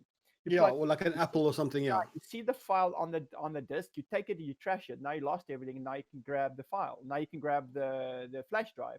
And this doesn't allow that because it's self-powered, it's self-encrypted, everything else. It doesn't require an operating system like Windows to sustain itself. Okay, that's you know. Yeah, so this is physically encrypted rather than software encrypted, which is much better. With software. Yeah, because it's physical, right? It's like a lock. Yes. It's a physical lock and key thing. Yes. I can expect if one of those buttons break, you fucked. No, 100%. But that's the thing is because you use it often enough, you'll start seeing wear and tear on those buttons. Yeah, and I mean, let's be honest, it's not going to be a type of thing that you last for long. It's a great device for a tech, for example. That's what I said to Vinci early on. He says, "Who would use something like that?" And I said, Well, yeah, because the thing is, I mean, I worked for a company that wasn't GAR point of sale, and you know, like you have software on there that could be valuable to a rival brand. Yes. You know, they could look at your files. So something like that, because I lost tons of fucking flash drives. I lost flash drives that should have gotten me fired with the amount of software that was on there. No, Like no, you leave it in the customer's machine, you walk away, you come back, it's gone. You're like, ah, fuck, whatever, I'll get another one. But now what happens is companies or corporations that work with sensitive data, they put it on there and to transfer it to somebody else. Or also, another thing I'm thinking to myself now, I'm being silly. Like in the modern world, people don't have like workstations and computers anymore. They've got these thin clients that connect via network. Yes. And they've got their onboard SD cards that basically do the small little XML that handles the configuration and tells this blank hollow machine which port to connect to, use what password. You know, a type of encrypted device could be useful there because you could have your workstation on your flash drive. You know, there is no security. There's nothing on your machine. You plug in your flash drive, then you have access. You know, that's and it's really cool. I'm thinking like technology wise, how things are changing. Like that build that I did 2 weeks ago. They Crucial gave me you guys know M.2s. Yeah, NVMe M.2s. Gave me a 1 terabyte M.2. Like it's such a tiny piece of. Jeez, that's massive. It's massive and it's a tiny little stick. Like it looks like a flash drive, and it holds a terabyte of data. Yeah, I got an M.2. No, it looks like nuts, a bro. memory card. Yeah, but it looks like a RAM stick. It looks like a RAM. Yes, it looks like a RAM. A sideways RAM stick. Yeah. And the RAM as well. They sent me a 64 gig kit of RAM. Yeah, and you wanted to do like a mid build and then they sent you that. I know, dude. I wanted to do a mid build. They sent me 64 gigs. I'm like, are you fucking kidding me? Like it's 32 gigs per stick. Like, and that's not even. Apparently, you get even bigger than that now. You get 64 gigs per stick. Yeah, 128. What? No, man. Like, where's technology going, bro? Big, dude. Big. Back in the it's day, very exciting. You had phones didn't have RAM and memory. You had your SD card that you saved your telephone numbers on. No, but we're now carrying cell phones in our pockets that will completely dominate the computer from 2005. Do you want to hear something else that you'll show computer age? Do you remember the old BMW Dolphin shape? Yes. Okay. That BMW Dolphin shape had more computer power in it than the first space shuttle sent to the moon. That's kind of sad, and that's not much technology at all. The computer that's been put into space shuttle itself back in the day was a 512 KB computer, and it weighed a ton. Oh, that's gross. Yeah. So imagine how now you sitting with your phone that you can. It's so powerful compared to what we used to have, and people playing like games on it and looking picture of their cats on there and things like that, but they don't understand. They're sitting with a quad-core computer with a dual-core graphics card and X amount of RAM in space that 5-10 years ago never existed. For example, look at a modern phone, right? Modern phones can play something like PUBG Mobile. Yes. And that's a fully 3D first-person shooter or third-person shooter game. It's a lot of graphic power. Yes, and if you compare that to what the PlayStation Portable was capable of, it's a dedicated handheld gaming machine from, call it 10 years ago, that is now, it probably had 5% the processing power of a modern phone. Like, modern phones are insane. Well, and some phones nowadays are getting like crazy graphics cards, like proper graphics cards, like GTX cards. I've seen it. The actual NVIDIA fucking mobile GPUs, bro. Dude, I used to have a HTC One X phone, okay? Yeah. That thing had an NVIDIA graphics card built in. Well, there you go. NVIDIA Tegra or graphics card with a CPU what is a quad core with a 1.5 gigahertz graphics card built in. And that's an old phone now. And that is super old, dude. That was released in 2012. It just shows you it's actually unbelievable. Can I quickly add one more topic before we go, guys? Yeah, good. What do you guys think of SpaceX's Starlink project? The one that they just launched. Yeah, with regards to the global internet network in the sky. Do you know what? I'm all for it, but it has to be controlled properly. Because you they can if they don't control that thing properly, it will It's get Skynet. Yeah, but it's fucking literally Skynet. Skynet, but it can provide connectivity to countries who doesn't have. I get that. It's a brilliant idea. This is the thing is that brings me comfort at night when I can go to sleep is I know that there are multiple networks all over the world and ISPs and servers. That makes me feel happy. And if you get this one solution by Elon Musk, nice guy, you get this one solution where 90% of the world will shift over to Starlink.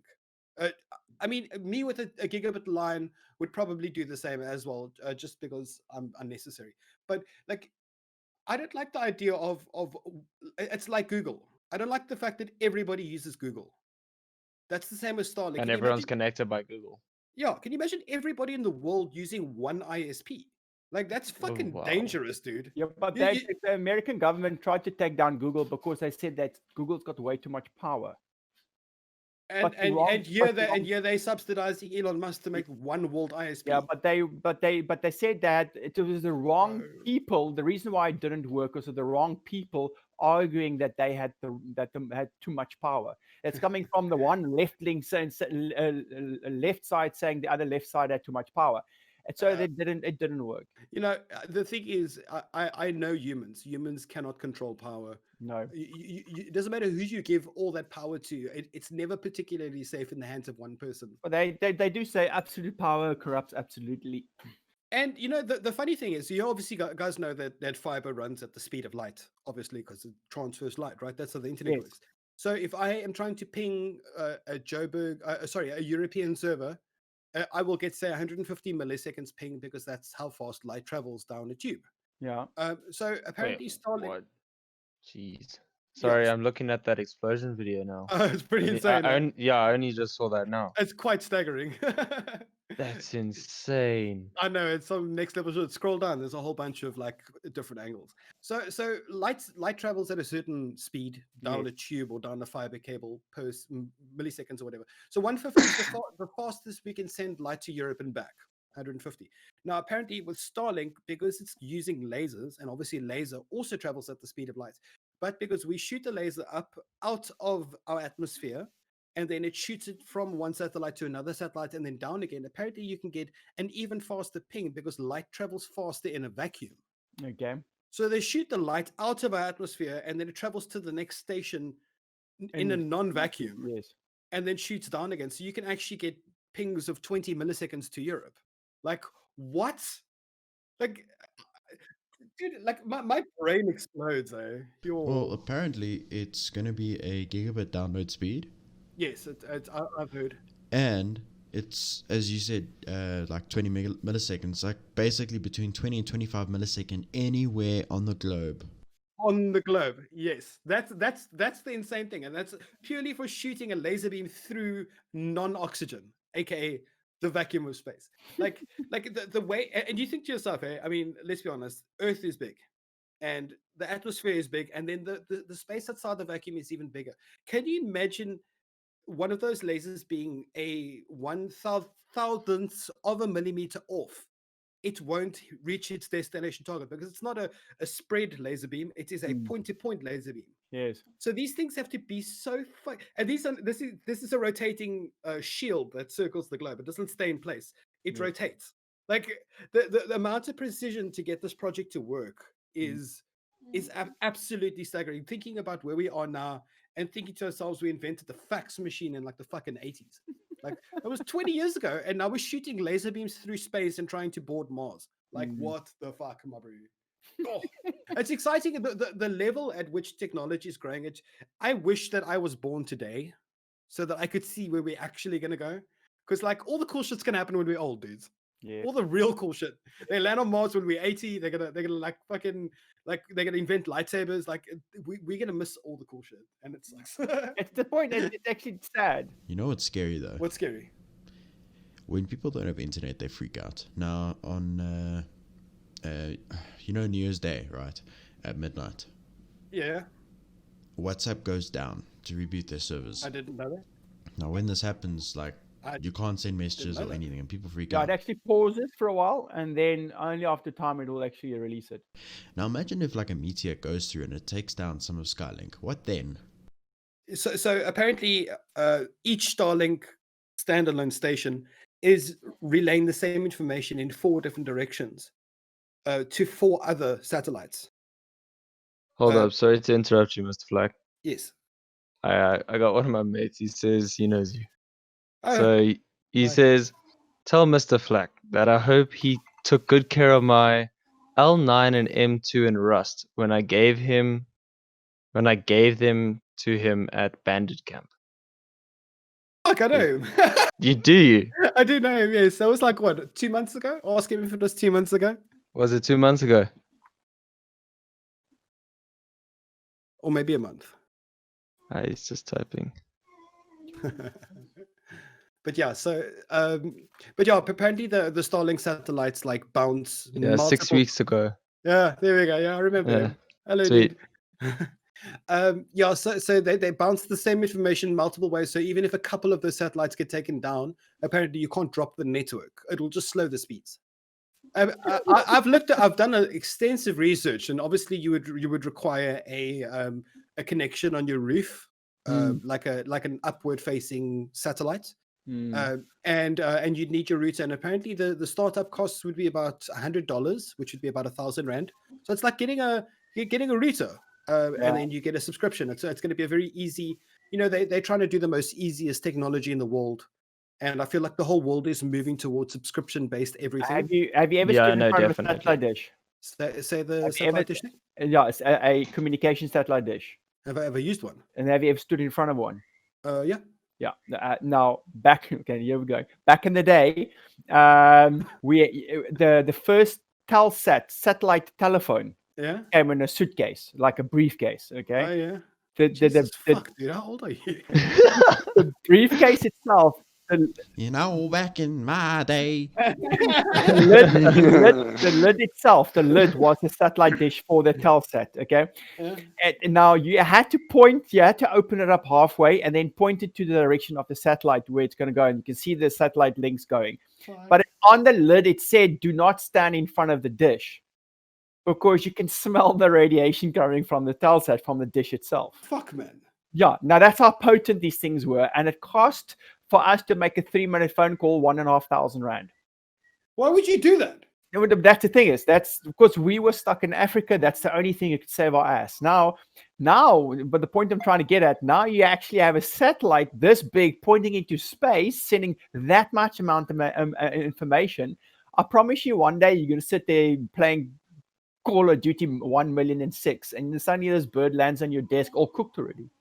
Very likely. But look, I know that as technology gets more advanced, it gets more safer, people are more conscious. So I don't expect them to, because I mean, let's be honest, they're going to anticipate massive usage, and they're going to anticipate that, in one neighborhood, 50 households are going to have it facing up. I don't think they would make the mistake of forgetting that cities have 1,000 people in the same space as a neighborhood. So they would probably make sure that the signal would be very safe, I can imagine. And obviously, because it's point-to-point technology, it's not going to be a broad spectrum that they're shooting at. It's going to be very narrow beam. 100%. I can imagine. I know that, but it's just so much we have to worry about. And I know. It's shocking to think about. But Cheers, Vinci. prevent it. Okay, guys, I'm going now. Just 60. Thanks for the call, bro. Thanks, eh? Well, Flake, thanks for the podcast. It was awesome. Nice Thank to you. meet Sorry, you. I got super sidetracked. I do apologize. No. No, It was no. awesome to listen to you. Oh, fuck. So, I've yeah. many stories from an old man. Cheers, So man. I'll Have a good start evening, following you as well now. Thanks, bro. I appreciate it. No problem. Thanks, See, eh? Enjoy, nobody in guys. Africa knows me. Fuck. Cheers, Vinci. Well, one at a time. There we go. One at a time. But yeah. Bye. But dudes, I think I'm gonna also cut it off here if you guys are fine with that. No, we chilled. I thoroughly appreciate your thing. What is your YouTube channel so I can subscribe to it? It's called Those Dudes. I'll put it in the Please do. Discord. I'm gonna subscribe right now, bro. This isn't live, eh? No, it is. Oh, is it? It is. I'm just waiting for my sponsors to be like, you can't talk about like race issues. It's gonna Someone's gonna message me. a lot of it's gonna go beep. We'll be back in a bit. No, it's fine. You know, I've had a lot of sponsors contact me and like tone me down and be like, listen, can you swear less or can you not talk about controversial sure. topics? And you know, at the end of the day, I tell my sponsors the same thing I tell everybody is that I'm speaking. I'm not trying to make anyone happy. I'm speaking from my own heart and my own mind, and this is coming from a person that is not even like remotely controversial. I'm very truthful and I'm very fair and I'm very unbiased. And like I've had sponsors say, "Can you please turn it?" And I say, "I'm sorry, I can't because you approached me. You knew what you were getting. If I change, I'm not me anymore." So Yeah. like, you know, I'm You're just losing trying- what everyone Okay, subscribed to. there we go. What they originally came for, and I told them, unfortunately, like with all due respect, go fuck yourself. And like they're like, okay, that's cool. But a lot of brands have also shied away from me and said like, oh no, we can't risk it. We can't risk it.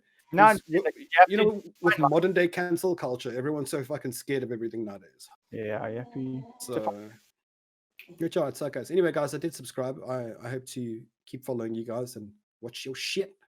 Thanks, man. Cool, Really lads. appreciate it. Thank you so much for your time. It was very nice to meet you, Sandman, the Mighty Duck, and Zimmer. Yeah, nice meeting you. Thank you, Flak, for being here, man. I really appreciate it. Well, Until next time. Zimmer, I'm trying to say good night to you. Can you hear me? Okay, Lassie, I'll speak to you again sometime. Dude, it's been awesome. Thanks again. I'll chat soon. Have a good evening. See you, dude. Cheers. Cheers, dude. Right, thanks everyone for staying here. Podcast was was long, and for those of you who made it to the end, thank you very much. We really appreciate you guys being here. Go check out Mr. Flak. Link will be in the description. Cheers, guys. Those dudes out.